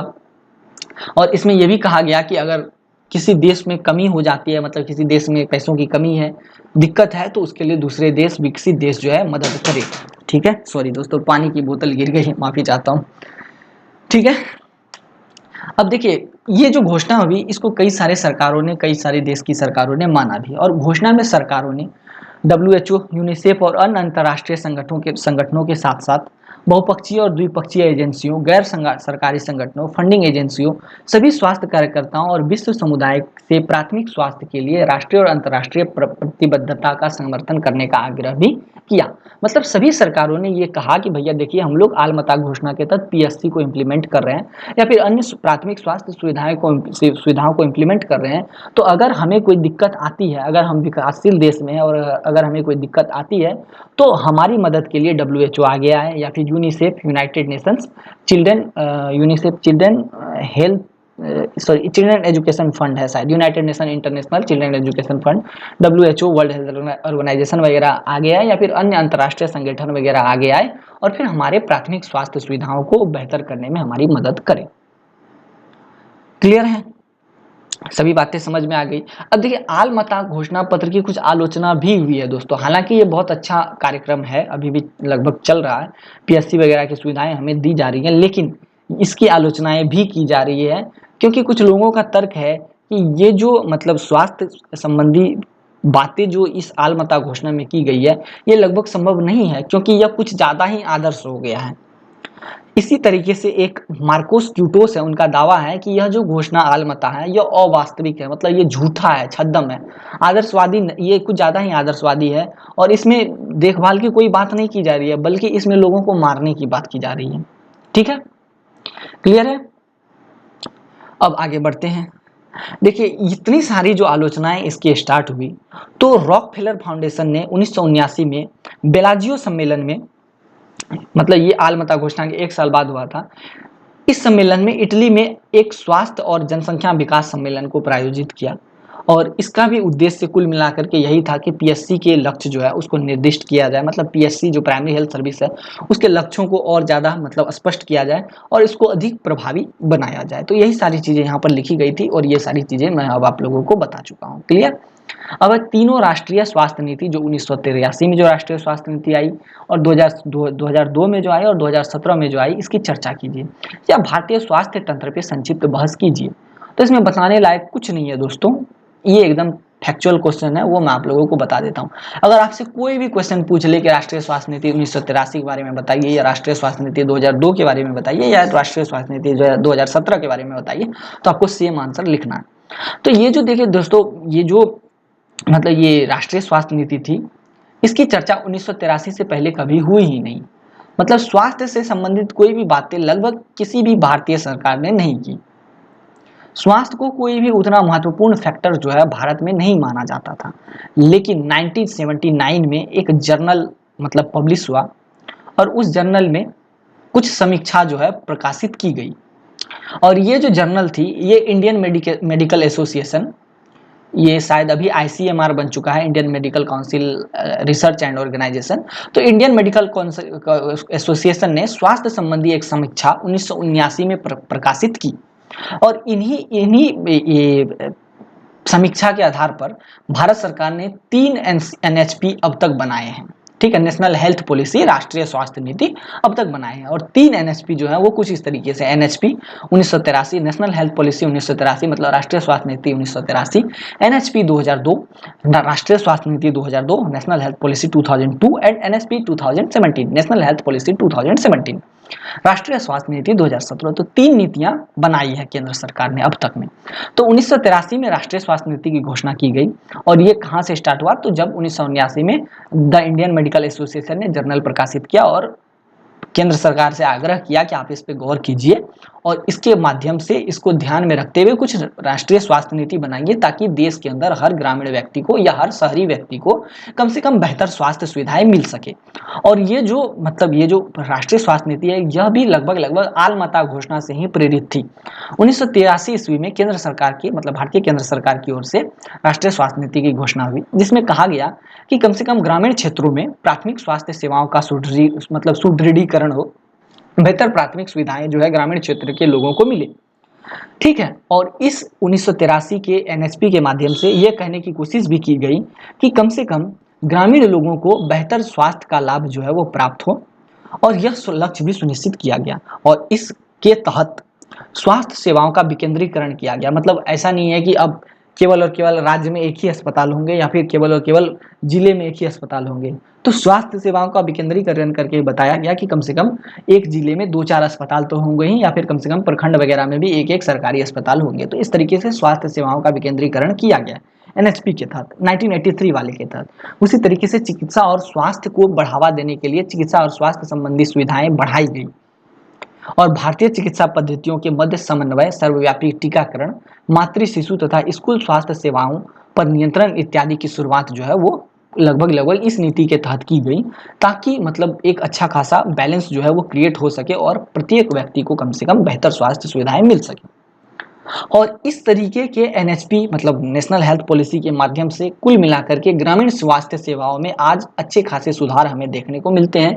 लोगों के अंदर कम से कम प्राथमिक स्वास्थ्य सुविधाओं के बारे में मतलब जागृति पैदा हुई है और वो लोग अगर कहीं छोटे मोटे का मतलब समस्याएं होती हैं उन्हें, तो प्राथमिक स्वास्थ्य केंद्र वगैरह में जाकर के अपना इलाज वगैरह करवा लेते हैं। और ग्रामीण क्षेत्रों में भी ऐसी मतलब काफ़ी डेवलपमेंट जो है हमें देखने को मिली है, इस तरीके की डेवलपमेंट। इसका एग्जाम्पल मैं आपको देता हूँ, जैसे कि प्लेग, हैजा, चेचक वगैरह, ये सब अभी अब आप लोगों को देखने को नहीं मिलता है, लेकिन ये सब पहले थी। तो ये सब अब क्यों नहीं है, क्योंकि ये सब जो है इन्हीं सब चीज़ों को खत्म करने की कोशिश एनएचपी नेशनल हेल्थ पॉलिसी के तहत की गई थी। अब मैं आपको एकदम जीता जागता उदाहरण देता हूँ। ठीक है, ये ठीक है कि मेरी आदत कब जाएगी मेरे को समझ में नहीं आ रहा है, इस वजह से मैं बच्चों से 2 बातें भी सुन लेता हूँ। बच्चे कहते हैं कि ठीक है चक्कर में परेशान कर देते हैं आप सर। खैर चलिए आगे बढ़ते हैं। तो देखिए मैं आपको एक एग्जांपल देता हूँ। जैसे कि आज से कुछ समय पहले मैं लगभग 13-14 वर्ष का था, तो मुझे याद है कि उस समय में पोलियो अभियान चलाया जाता था और लगभग हर महीने या 2 महीने पर केंद्र सरकार जो है या राज्य सरकारें जो है पोलियो अभियान चलाती थी, जिसके माध्यम से वो पोलियो उन्मूलन का काम करती थी, पोलियो को खत्म करने का काम करती थी। और कुल मिलाकर के यह जो है राष्ट्रीय स्वास्थ्य नीति के तहत ही किया जाता था। अब आप देखिए कि इसका फायदा ये हुआ कि अब भारत से लगभग सभी जगहों से पोलियो नामक बीमारी खत्म हो चुकी है। और अब आप देखेंगे कि अब कोई भी पोलियो अभियान जो है अब हमें देखने को नहीं मिलता है, और ये भारत के लगभग किसी कोने में देखने को नहीं मिलता है। और यहाँ तक कि ऑन पेपर पे तो ये भी कह दिया गया कि पोलियो नाम की बीमारी अब भारत में है ही नहीं। तो ये सब कैसे हुआ? ये सब एनएचपी के बदौलत हुआ, राष्ट्रीय स्वास्थ्य नीति के बदौलत हुआ, जिसमें कि बेहतर स्वास्थ्य सेवाओं की बात की गई। क्लियर? अब आगे बढ़ते हैं, ये सब को इरेज कर देता हूँ जरा। देखिए, जो 1983 की जो राष्ट्रीय स्वास्थ्य नीति आई, तो इससे भारतीय स्वास्थ्य के क्षेत्र में काफी परिवर्तन हुए, क्योंकि इसमें बहुत सारी चीजें ऐसी लिखी हुई थी जिससे कि बहुत से लोगों को फायदा हुआ। हालांकि ये नीति उतनी मतलब, अब देखिए, इतनी बड़ी नीति, इतने बड़े नियम को पूरी एक साथ सभी जगह इंप्लीमेंट नहीं किया जा सकता। तो इस नीति के तहत काफी अच्छे रिजल्ट आए, लेकिन जो भी रिजल्ट बचा खुचा रह गया तो उसको और इम्प्रूव करके फिर से नई एनएचपी लाई गई, नेशनल हेल्थ पॉलिसी 2002। और इसमें क्या हुआ कि इसमें कुछ अन्य नियम भी जोड़े गए, जैसे कि बहुत सारे प्राथमिक स्वास्थ्य केंद्र वगैरह जो है स्थापित किए गए। ठीक है, उसके साथ साथ जो स्वास्थ्य क्षेत्र है उसको प्राइवेटाइज भी किया गया। मतलब अगर किसी को जरूरत है कि वो प्राइवेट सेक्टर में अपना इलाज वगैरह करवाए तो प्राइवेटाइजेशन भी किया गया। और साथ ही यह भी कोशिश किया गया कि उन प्राइवेट संस्थानों में भी मतलब किसी तरीके की लूट खसूट ना हो और ठीक ठाक इलाज जो है वो हो सके। क्लियर है?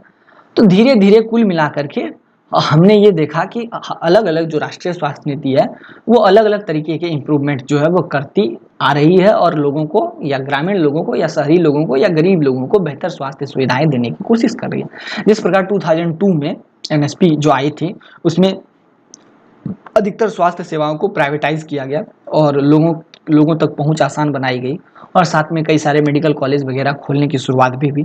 ठीक उसी प्रकार 2017 में भी जो एनएचपी आई, नेशनल हेल्थ पॉलिसी आई, उसके तहत शायद आयुष मंत्रालय का गठन किया गया। आयुष मंत्रालय स्वास्थ्य से संबंधित एक मंत्रालय है, और इसके तहत कई सारे मतलब मेडिकल विभागों को एक जगह ला करके रख दिया गया, जैसे बीएचएमएस, बीडीएमएस, बीडीएस, बीयूएमएस, एमबीबीएस वगैरह सभी के सिलेबस वगैरह को सेम कर दिया गया, सबकी डिग्री पढ़ाई वगैरह को सेम कर दिया गया, ताकि सभी लोग या सभी छात्र एक तरीके की पढ़ाई कर सके, और सभी ग्रामीण या शहरी या गरीब अमीर सभी को बराबर तबके से सभी का इलाज बराबर तबके से कर सके। और फिर और अन्य कई सारी मतलब चीज़ें भी जो है इम्प्लीमेंट की गई राष्ट्रीय स्वास्थ्य नीति 2017 में। टीकाकरण वगैरह से और संबंधित कुछ अन्य बातों को भी इम्प्लीमेंट किया गया। तो कुल मिलाकर के यही सारी चीज़ें राष्ट्रीय स्वास्थ्य नीति के तहत की जा रही हैं, और हमें भी यह कोशिश करना चाहिए कि हम इस नीति के अच्छे खासे हिस्सेदार बने और सरकार की इस नीति में मदद करें। ज़्यादा से ज़्यादा हम सरकारी अस्पतालों में मतलब जाए, अपना इलाज वगैरह करवाए, डॉक्टर से भी रिक्वेस्ट करें कि वो भी ठीक ढंग से इलाज वगैरह करें। तो यही सारी चीज़ें जो है वो मतलब है इस स्वास्थ्य नीति के अंदर। अब इसके बाद देखिए इसका कुछ उद्देश्य है, वो उद्देश्य मैं आप लोगों को बता देता हूँ। तो देखिए इस नीति का उद्देश्य हर आयु वर्ग और लिंग को बेहतर स्वास्थ्य सुविधाएं प्रदान करना, ये मैं आप लोगों को बता चुका हूँ। और नीति उचित कीमत पर उत्कृष्ट गुणवत्ता वाली स्वास्थ्य देखभाल सेवाओं तक सार्वभौमिक पहुंच प्रदान करना, ये इस नीति का उद्देश्य है। प्रत्येक विकासात्मक नीति में स्वास्थ्य देखभाल उन्मुखीकरण को बढ़ावा देना, मतलब हर तरीके से स्वास्थ्य देखभाल को बढ़ावा देना। आपको मैं एक एग्जांपल देता हूँ, जैसे कि दवाइयाँ बहुत महंगी हो गई आजकल। ठीक है, 50 रुपए की मैन्युफैक्चरिंग कॉस्ट होती है अगर फैक्ट्रियों में दवाई की, फार्मास्यूटिकल्स में, तो उसको मार्केट में 300 रुपए में बेचा जाता है।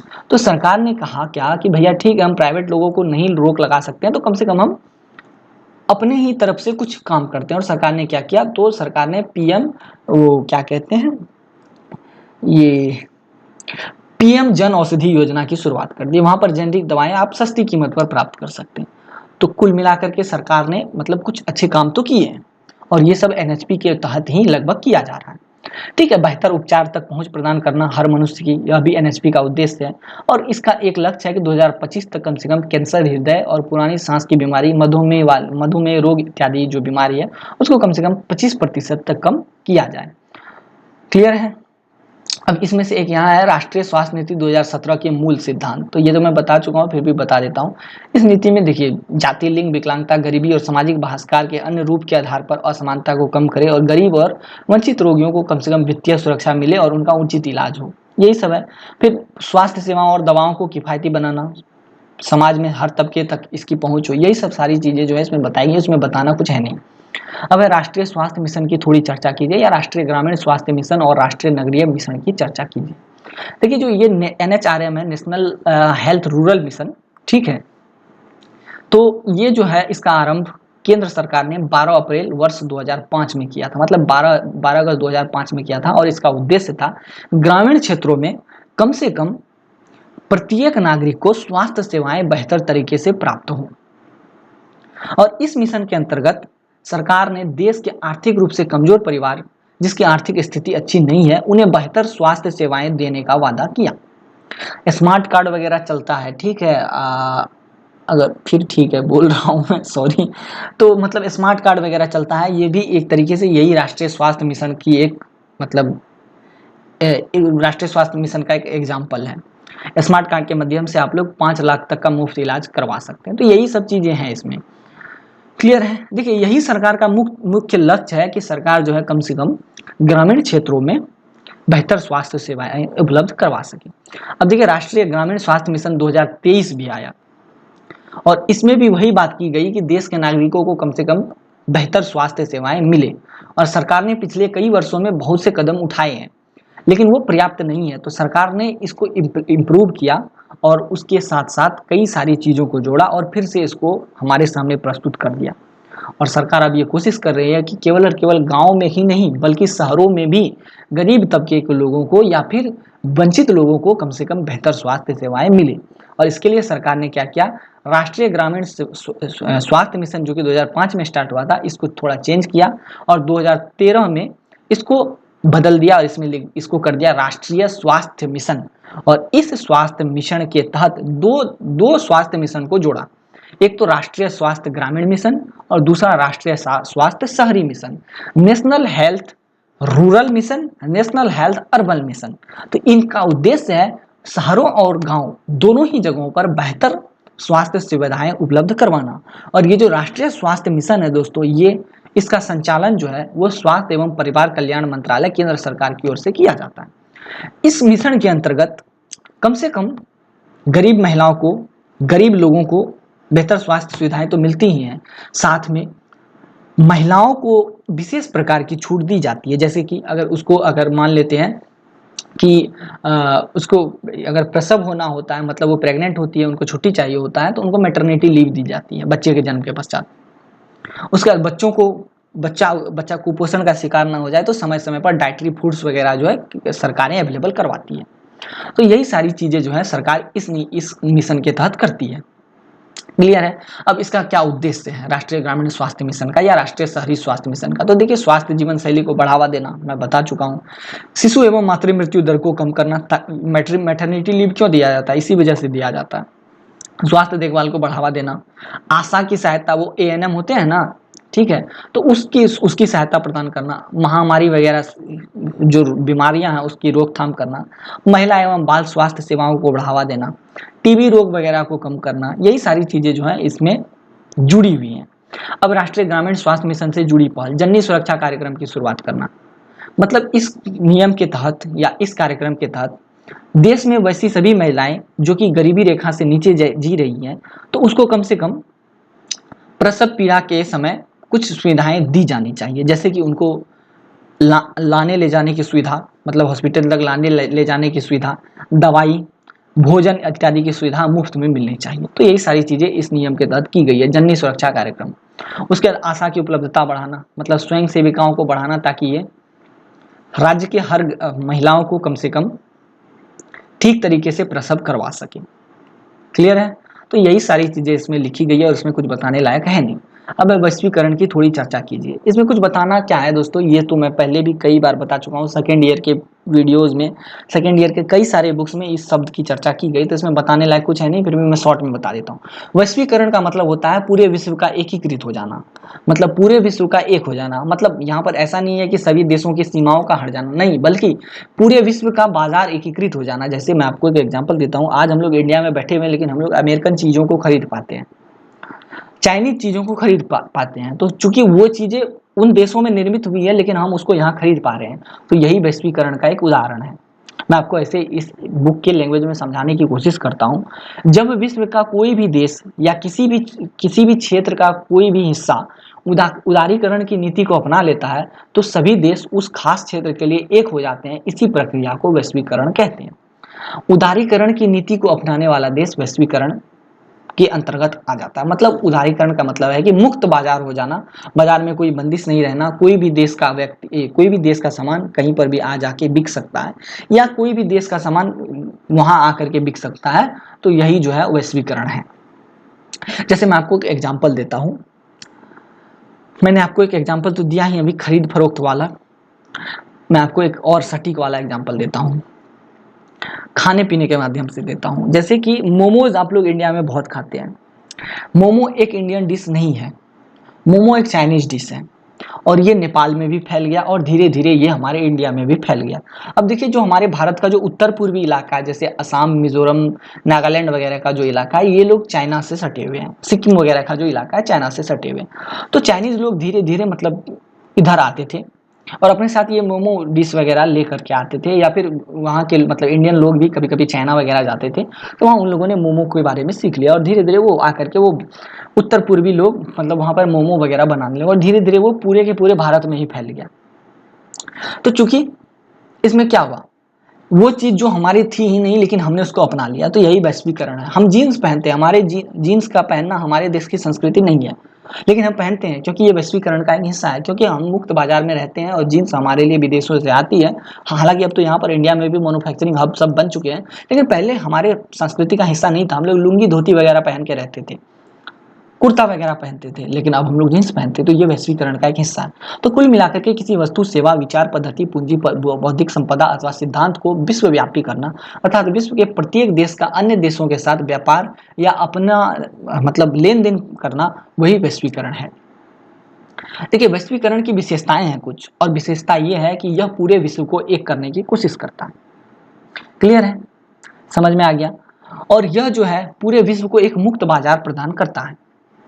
देखिए, यह जो नीति है, यह वैश्वीकरण की नीति जो है, यह भारत ने 1991 में अपना ली थी। इससे पहले भारत में वैश्वीकरण नहीं था, मतलब भारत की चीजें बाहर जाकर नहीं बिकती थी, या भारत की चीजें बाहर तो बिक जाती थी, लेकिन बाहर की चीजें भारत कम से कम नहीं आती थी और भारत में नहीं बिकती थी। लेकिन 1991 में भारत ने अपने आप को उदारीकृत कर लिया और बोला कि भैया हम वैश्वीकरण के लिए तैयार हैं। और इसी वैश्वीकरण को भूमंडलीकरण के भी नाम से जानते हैं। और भूमंडलीकरण की जो प्रक्रिया है मुक्त बाजार सिद्धांत पर आधारित है, जिसकी चर्चा मैं कर चुका हूँ। मतलब अर्थव्यवस्था में खुलापन लाने का प्रयास करना ही भूमंडलीकरण या वैश्वीकरण है। अब देखिए, वैश्वीकरण कई माध्यमों से हो सकता है, जैसे शिक्षा के आधार पर, व्यवसाय के आधार पर, खान पान के आधार पर। जैसे शिक्षा के आधार पर बात करते हैं, हम लोग रहते हैं इंडिया में हैं और भारत की लगभग 40% जनसंख्या हिंदी बोलती है, लेकिन उसके अलावा इतने बड़े मेजोरिटी में कोई अन्य भाषा नहीं बोली जाती, लेकिन फिर भी अन्य भाषाओं में भी शिक्षा दी जाती है। जैसे इंग्लिश हमारे देश की भाषा बिल्कुल नहीं है, और मेरे ख्याल से किसी भी स्टेट की जो ओरिजिनल लैंग्वेज है, मतलब जो मेन लैंग्वेज है, वो इंग्लिश नहीं है। मतलब होगी भी तो एक दो स्टेट्स की होगी, और उसके अलावा उनकी स्थानीय भाषाएं जैसे तमिल, तेलुगु वगैरह, असम में असमिया भाषा, बोडो, इसी तरीके से हरियाणवी, पंजाबी, इस तरीके की भाषाएं जो है वो अलग अलग जो है। लेकिन चूंकि यह एक वैश्विक गांव है और अलग अलग भाषाएं हैं, ठीक है, और हिंदी सबसे ज़्यादा बोली जाती है, उसके बावजूद यहाँ पर हम लोग इंग्लिश को देते हैं, इंग्लिश को एक वैल्यू देते हैं और इंग्लिश की शिक्षा ग्रहण करते हैं। व्यवसाय के आधार पर यहाँ पर ऐसे कई व्यवसाय हैं जो कि मल्टीनेशनल कंपनियों द्वारा संचालित किए जाते हैं। जैसे आप लोग मोबाइल चला रहे होते हैं, Xiaomi, रियलमी इंडिया, ये सब जो कंपनियां हैं, ये सब मल्टीनेशनल कंपनियां हैं, बहुराष्ट्रीय कंपनियां हैं, कई देशों में अपना व्यापार करती हैं। तो ये व्यवसाय के आधार पर वैश्वीकरण की बात यहाँ पर की जा रही है, क्योंकि ये जो Realme, Oppo, Vivo, one plus वगैरह, ये सब कोई भी इंडियन फ़ोन नहीं है, ये सारे चाइनीज़ फ़ोन है और ये चाइना से इंपोर्ट होकर के इंडिया आते हैं और इंडिया में बिकते हैं। तो व्यवसाय के आधार पर भी ये सारी चीजें जो है वैश्वीकरण को बढ़ावा देती है। चिकित्सा के आधार पर विदेशों से लोग यहाँ आते हैं अपना इलाज करवाने के लिए, या यहाँ के लोग विदेशों में जाते हैं अपना इलाज करवाने के लिए। जैसे युवराज सिंह को ब्लड कैंसर था तो वो शायद अमेरिका गए थे अपना इलाज करवाने के लिए, तो यह भी वैश्वीकरण का एक उदाहरण है। ठीक उसी प्रकार कृषि के आधार पर, टेक्नोलॉजी के आधार पर, लैपटॉप वगैरह ये सब हमारी टेक्नोलॉजी नहीं थी लेकिन हमने इसको इंडिया में इम्पोर्ट किया ना, तो इस तरीके से भी वैश्वीकरण होता है। देखिए वैश्वीकरण के लाभ भी है नुकसान भी है, लेकिन हम अपनी चर्चा को लाभ तक ही सीमित रखेंगे। देखिए विकासशील देश को विकसित बनने में मदद करता है वैश्वीकरण, लेकिन ये एक छद्म है, यह एक झूठ है। क्योंकि देखिए विकासशील देशों में चीजों को बनने में थोड़ा वक्त लगता है और थोड़ी लागत ज्यादा आती है क्योंकि इसके पास पैसे की कमी होती है। लेकिन विकसित देशों के पास पर्याप्त मात्रा में संसाधन वगैरह होते हैं, तो वो लोग कम पैसे में वही चीज को मैन्युफैक्चर करते हैं, वही चीज को बनाते हैं और विकासशील देशों में ला करके कम पैसे में बेच करके मुनाफा कमा के चले जाते हैं और फिर यहाँ से पैसा लेकर के भी चले जाते हैं, मतलब विकासशील देशों से पैसा लेकर के भी चले जाते हैं। तो ऐसा कुछ है नहीं, लेकिन फिर भी लोग मानते हैं कि विकासशील देशों को विकसित होने का अवसर मिलता है, लेकिन मैं ऐसा नहीं मानता हूँ। तो वैश्वीकरण का ये लाभ है। फिर उसके बाद तकनीक का आदान प्रदान होता है, जैसे लैपटॉप वगैरह ये सब विदेशी टेक्निक्स थी, वो हम लोगों ने इम्प्लीमेंट किया। डिजिटल बोर्ड पे पढ़ाना, स्लाइड वगैरह यूट्यूब पे पढ़ना, ये सब विदेशी तकनीकें थी, ये हम लोगों ने माना ना। ठीक है, शिक्षा और चिकित्सा के क्षेत्र में क्रांति, व्यवसाय के क्षेत्र में बढ़ोतरी, तो ये सारी चीजें हैं वैश्वीकरण के लाभ के अंतर्गत आएंगे। 16वां नंबर प्रश्न है, सतत पोषणीय विकास की संकल्पना कीजिए। इसकी भी चर्चा मैं कई बार कर चुका हूँ, लेकिन फिर भी मैं यहाँ पर एक शॉर्ट टर्म में आप लोगों को बता देता हूँ। देखिए ब्रुंडसलैंड रिपोर्ट आई थी 1987 में, और यहीं से सतत पोषणीय विकास नाम की एक संकल्पना का उदय हुआ।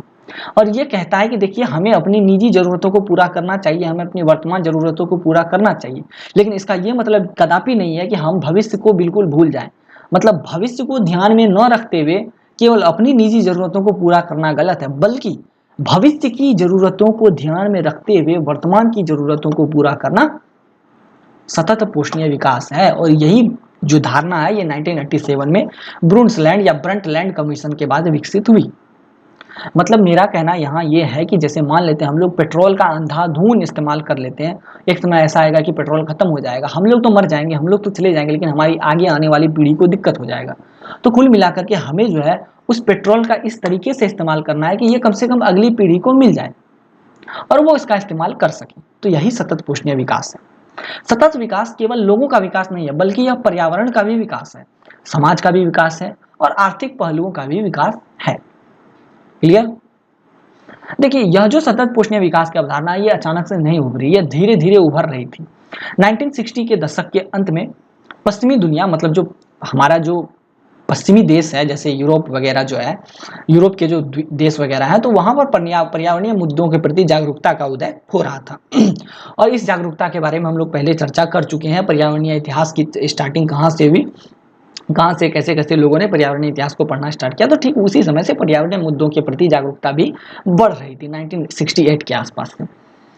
उसी समय 1968 में एक एलिर्च नाम से, मतलब एलिर्च के द्वारा एक पॉपुलेशन बम और मिडीज द्वारा द लिमिट टू ग्रोथ का एक प्रकाशन हुआ, जिसमें कि सतत विकास के मतलब शब्द को गढ़ने की कोशिश की गई।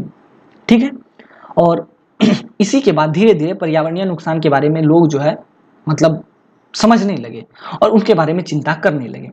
तब उसी समय संयुक्त राष्ट्र ने पर्यावरणीय और विकास पर विश्व आयोग WCED, शायद इसको बोलते हैं world conference on environmental development, शायद यही बोलते हैं, तो इसकी स्थापना की और इसने ये एक रिपोर्ट दी।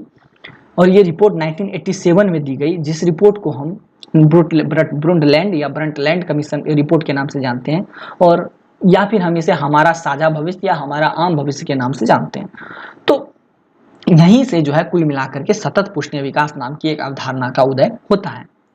देखिए सतत पोषणीय विकास मानव जाति के विकास को ध्यान में रखता है, इसका पारिस्थितिकी और पृथ्वी से संबंध जो है वो बराबर का है। तो यही है सतत पोषणीय विकास, इसमें और कुछ बताने लायक है नहीं। क्लियर है? मेरी बातों को समझ गए आप लोग? अब 17वां नंबर एक प्रश्न है, और वो प्रश्न कुछ इस तरीके से है कि पारिस्थितिक नारीवाद से आप क्या समझते हैं?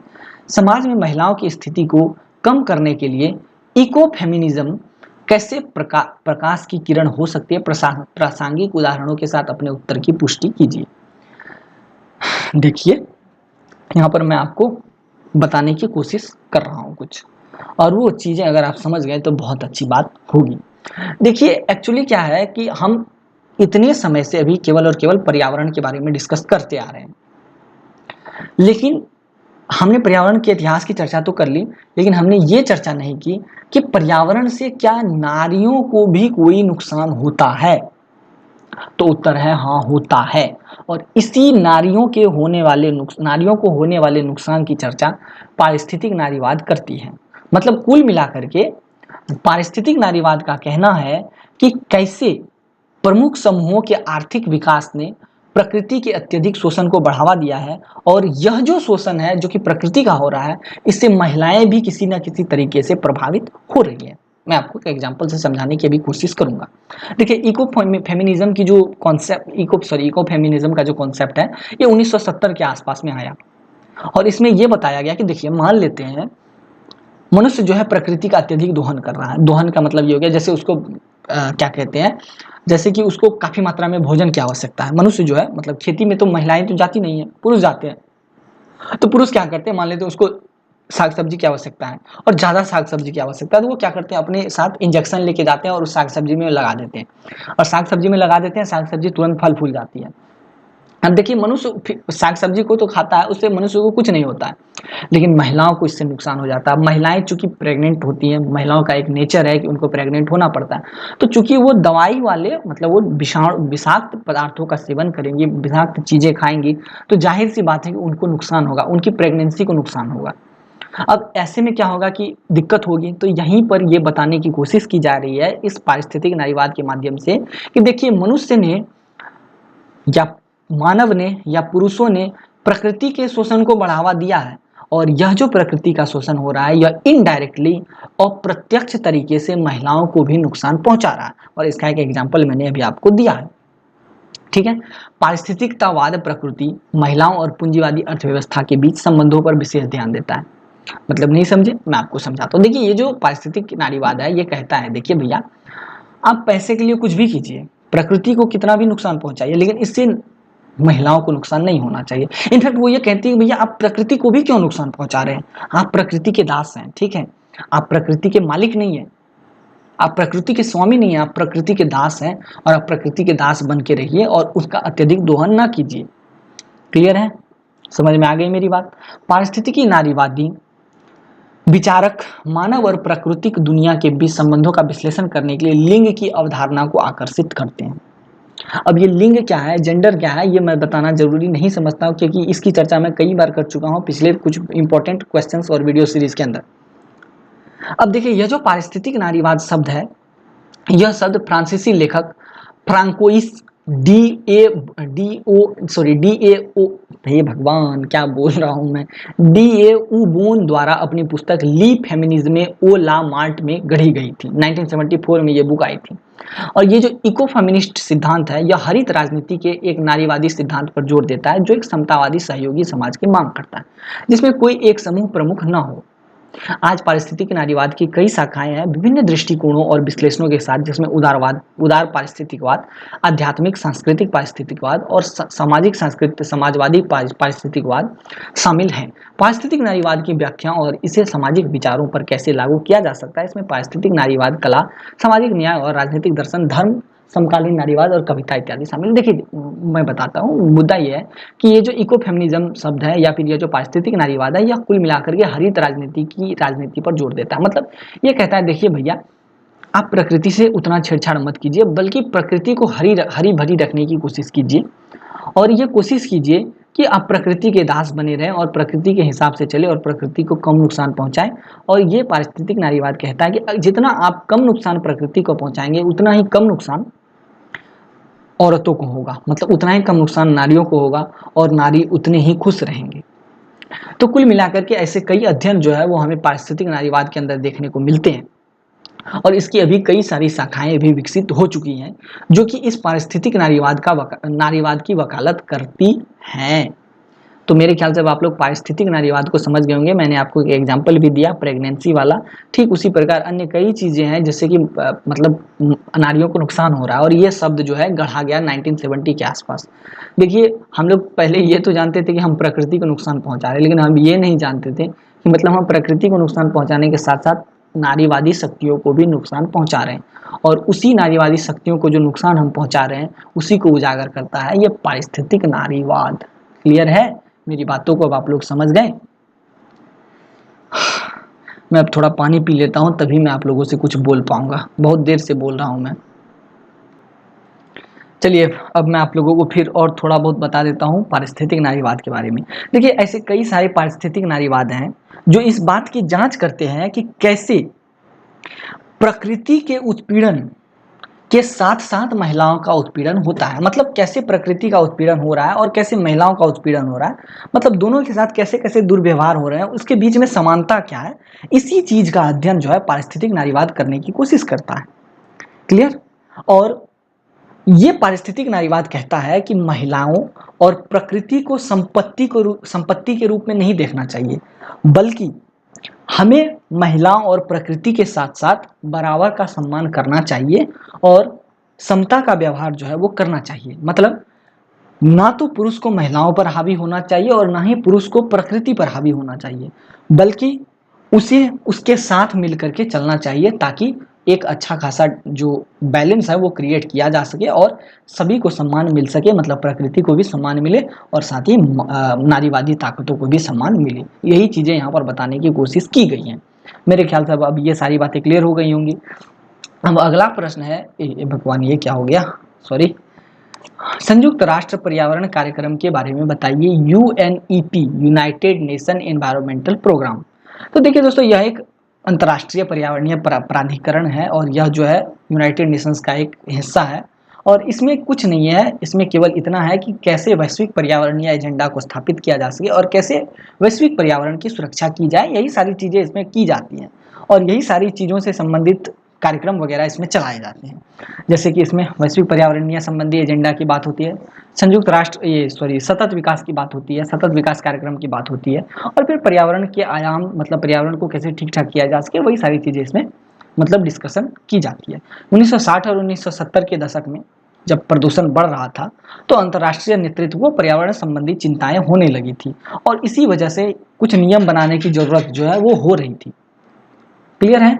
तो उसी समय ब्रूटलैंड कमीशन वगैरह की रिपोर्ट जो है वो आनी स्टार्ट हो गई, तो धीरे धीरे यही सारी चीज़ें जो है होती गई और धीरे धीरे संयुक्त राष्ट्र पर्यावरण कार्यक्रम डेवलप हो गया। चलिए मैं आप लोगों को बता देता हूँ। जैसे मतलब ये सारी जब चिंताएं अंतर्राष्ट्रीय संस्थाओं को होने लगी थी तो 1972 में संयुक्त राष्ट्र का एक सम्मेलन हुआ जिसे स्टॉकहोम सम्मेलन के नाम से जानते हैं। इसमें कुछ घोषणाएं की गई और इसे हम स्टॉकहोम घोषणा के नाम से जानते हैं। इसमें मानव पर्यावरण पर घोषणा की गई और वो घोषणा क्या की गई मैं आप लोगों को बताता हूँ। देखिए इसमें यह बताया गया कि कुल मिलाकर के हमें पर्यावरण का संरक्षण करना चाहिए, क्योंकि मनुष्य जो है आधुनिक युग में इतना अंधा हो गया है कि वो केवल प्रकृति का दोहन कर रहा है, पर्यावरण का दोहन कर रहा है, उसका संरक्षण नहीं कर रहा है। तो कुल मिलाकर के हमें ये प्रयास करना चाहिए कि कम से कम पर्यावरण का संरक्षण हो और मनुष्य जो है उसके साथ न्याय करे और उसको लंबे समय तक टिके रहने में मदद करे।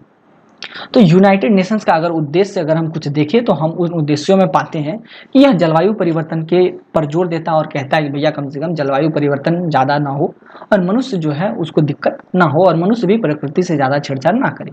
उसके बाद इसी तरीके से पारिस्थितिक तंत्र के प्रबंधन की बात जो है वो यूएनईपी करता है कि कम से कम पारिस्थितिकी तंत्र का अच्छा खासा प्रबंधन हो और इसमें कुछ इम्बैलेंस क्रिएट ना हो और आपदाएं ना हो, आपदाओं से संघर्ष ना हो, फिर पर्यावरण पर शासन ना करनी चाहिए, फिर संसाधन की क्षमता भी देखनी चाहिए और फिर रसायन और अपशिष्ट का उचित जो है वो प्रबंधन वगैरह होना चाहिए। यही यूएनईपी का उद्देश्य है।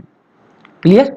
इसी तरीके से यूएनईपी के अंदर कुछ कार्यक्रम चलते हैं, जैसे पृथ्वी घंटा, दुनिया को साफ करो। मतलब दुनिया को साफ करने का मतलब जला फका मत दो, मतलब ठीक ठाक से उसको साफ सुथरा रखो। और चूंकि हम दुनिया में रहते हैं भैया, हमको जीने के लिए स्वस्थ हवा, स्वस्थ पानी की आवश्यकता है, स्वस्थ पर्यावरण की आवश्यकता है, तो कम से कम दुनिया को साफ करें ताकि हम अच्छा जीवन यापन कर सके। उसी तरीके से कई सारे वृक्ष लगाए जाए, अरबों खरबों वृक्ष लगाए जाए, सौदाशील करें, ग्रह के लिए दर्द, स्थानीय स्तर पर आपत्ति के लिए जागरूकता और तैयारी वगैरह करें, अपना ध्यान रखें, पृथ्वी के लिए एक अच्छा खासा विश्वास रखें।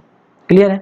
इसी तरीके से संयुक्त राष्ट्रीय ये जो पर्यावरण कार्यक्रम है इसके तहत है संयुक्त राष्ट्रीय पर्यावरण सभा और यह यूएनईपी की एक शासकीय निकाय है और इसे संयुक्त राष्ट्रीय पर्यावरण सभा के नाम से जाना जाता है। और ये इसमें क्या होता है कि पर्यावरण पर दुनिया को सर्वोच्चतम न्याय लेने वाला निकाय कहा जाता है इसको, ठीक है।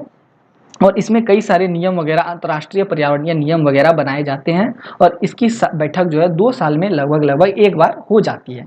और इसमें अंतर्राष्ट्रीय पर्यावरणीय कानून वगैरह विकसित किए जाते हैं। और ये 2012 में गठित हुई है। इसका नेतृत्व एक ब्यूरो और इसका अध्यक्ष करते हैं। मतलब एक ब्यूरो कोई नहीं तो संयुक्त राष्ट्रीय पर्यावरणीय कार्यक्रम, और फिर उसके बाद क्या कहते हैं, यूएन जो है इसका मतलब हेड होता है। और इस ब्यूरो में विभिन्न 10 देशों के 10 पर्यावरण मंत्री शामिल होते हैं, जो कि भौगोलिक रोटेशन के आधार पर 2 साल की अवधि में अध्यक्षता करते हैं और फिर नए नए कानून और नियम वगैरह बनाते हैं। क्लियर है। वर्तमान में इसमें 193 देश हैं। सभी संयुक्त राष्ट्र के सदस्य, यूएनईपी और भारत, देखिए UNEP United Nation environmental programme का हिस्सा भारत भी है। और इसमें से भारत ने भी यूएनईपी के कई सारी परियोजनाओं को पूरा कर चुका है। और भारत में यूएनईपी की उपस्थिति 2016 में हुई और ये नई दिल्ली से स्टार्ट हुई। और यूएनईपी का एक कार्यालय खुला भारत में। और यूएनईपी के साथ भारत की बातचीत के लिए नोडल एजेंसी भारत सरकार का पर्यावरण, वन और जलवायु परिवर्तन मंत्रालय है, ठीक है, सॉरी, जलवायु परिवर्तन मंत्रालय है। और यूएनईपी में भारत के स्थायी प्रतिनिधित्व केन्या के लिए भारत के उच्चायुक्त हैं। यूएनईपी में भारत का वार्षिक वित्तीय अनुदान 10,000 नहीं, शायद $1,00,000 जो है अमेरिकी डॉलर है। क्लियर है। और छोटी मोटी बातें यहाँ पर लिखी गई है जो कि मतलब उतना इंपॉर्टेंट नहीं है, तो इसको हटा देते हैं। अब अगले प्रश्न पर चलते हैं। हरित शांति, ये क्या था भाई, हरित शांति अथवा ग्रीन पीस के बारे में बताइए। ये भी मैं आप लोगों को बता देता हूँ और फिर हम लोग आगे बढ़ेंगे। देखिए इसके बारे में मैंने एक मोटा मोटा ओवरव्यू लिख दिया, आप लोग इसको देख करके अपना काम चला लीजिएगा। तो देखिए ग्रीन पीस एक गैर सरकारी पर्यावरणीय संगठन है दोस्तों। इसमें अभी कुल मिलाकर के 55 से अधिक मतलब देश शामिल हैं। और 55 से अधिक देशों में ये इसका कार्यालय है। और एम्स्टर्डम नीदरलैंड में इसका एक अंतर्राष्ट्रीय मतलब कार्यालय है, मतलब हेडक्वार्टर है। और ये जो ग्रीन पीस है यह एक तरीके से एक प्राइवेट एनजीओ है जो कि कुल मिलाकर के UNEP United Nations environmental programme, संयुक्त राष्ट्रीय पर्यावरणीय कार्यक्रम के मतलब समगिर्द है, मतलब उसके बराबर में है। और यह भी कुल मिलाकर के पर्यावरणीय संरक्षण की बात करता है। और इसकी स्थापना इरविंग स्टॉप और डोरोथी स्टॉप के द्वारा कनाडा और अमेरिका के प्रवासी पर्यावरण कार्यकर्ताओं द्वारा की गई थी। मतलब 2 पर्यावरणीय कार्यकर्ता थे, इरविंग स्टॉप और डोरोथी स्टॉप। ये कनाडा और अमेरिका के कार्यकर्ता थे। इन्हीं दोनों ने मिलकर ग्रीन पीस नाम के इस संगठन की स्थापना की थी। इसका कहना है, मतलब इस ग्रीन पीस का कहना है कि इसका लक्ष्य पृथ्वी की सभी विविधता में जीवन का पोषण को सुनिश्चित करना है। मतलब ये कहता है कि पृथ्वी की जितनी भी विविधताएं हैं उसमें कम से कम जीवन का पोषण हो, मतलब जो भी जीव जंतु है वो बचे और उनका जो जीवन है वो अच्छे से चले और वो आगे की ओर बढ़ सके। क्लियर है। और यह जो है कहता है कि भैया कम से कम जलवायु परिवर्तन हो, वन की कटाई कम से कम हो, ऐसे विश्वव्यापी मुद्दों पर यह जो गैर सरकारी संगठन है मतलब अपना काम करता है।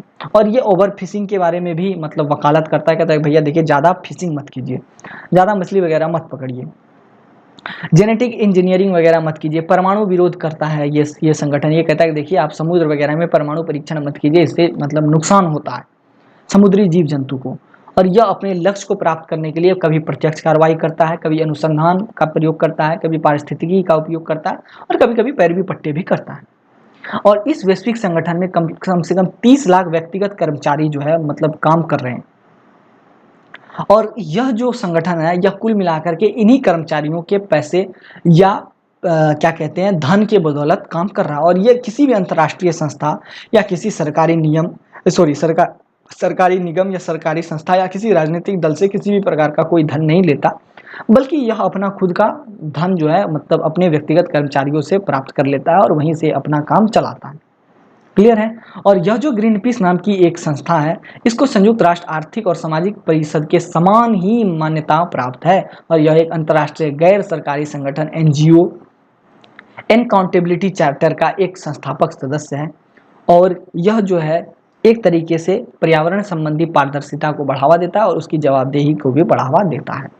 क्लियर है। मेरी सभी बातों को अब आप लोग समझ गए होंगे। अब अगला प्रश्न है कि भारत के कुछ पर्यावरणीय आंदोलन की व्याख्या कीजिए। चलिए देख लेते हैं कुछ पर्यावरणीय आंदोलन।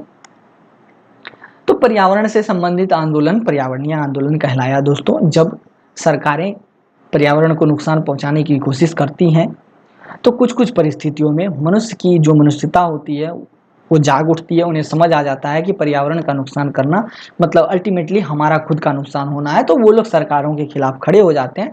उसे ही हम पर्यावरणीय आंदोलन के नाम से जानते हैं। इससे कई सारे आंदोलन भारत में देखने को मिले हैं जो पर्यावरण से संबंधित है, जिसमें से पहला है द साइलेंट वैली मूवमेंट।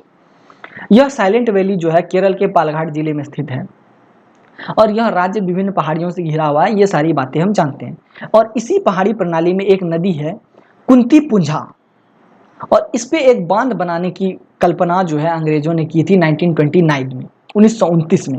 और इसी संकल्पना को 1973 में भारत सरकार ने स्वीकार कर लिया और यहाँ पर बांध बनाने की योजना जो है वो स्टार्ट कर दी। लेकिन 1978 में जब इस योजना की शुरुआत हुई या होने वाली थी तो उस समय इस परियोजना के खिलाफ, इस बांध के खिलाफ कई सारे लोग, स्थानीय लोग उभर करके आए, बाहर निकल के आए और इसके खिलाफ आंदोलन किया उन्होंने। और इसी आंदोलन को हम लोग साइलेंट वैली आंदोलन के नाम से जानते हैं। क्लियर है?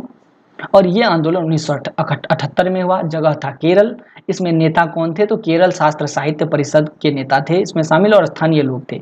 आंदोलन का कारण यही था कि जल विद्युत परियोजना जो कि साइलेंट वैली में स्थापित हो रही थी, इससे समृद्ध जैव विविधता को खतरा होता, तो लोग इस वजह से आंदोलन करने को उतर गए थे। ठीक उसी प्रकार एक आंदोलन और हुआ, चिपको आंदोलन।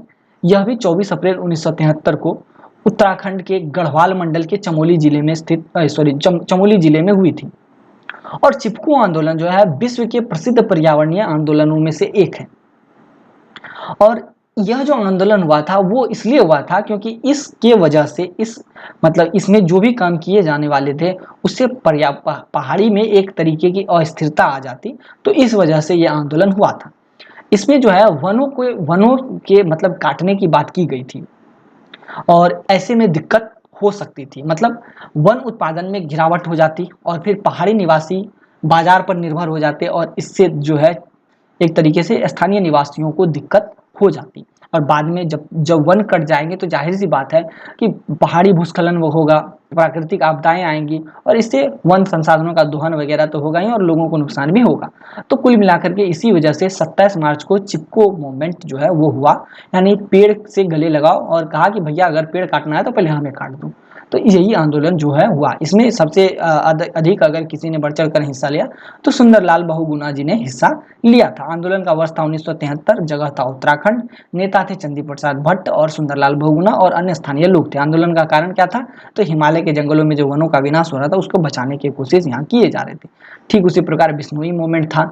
इस आंदोलन का नेतृत्व अमृता देवी ने किया था।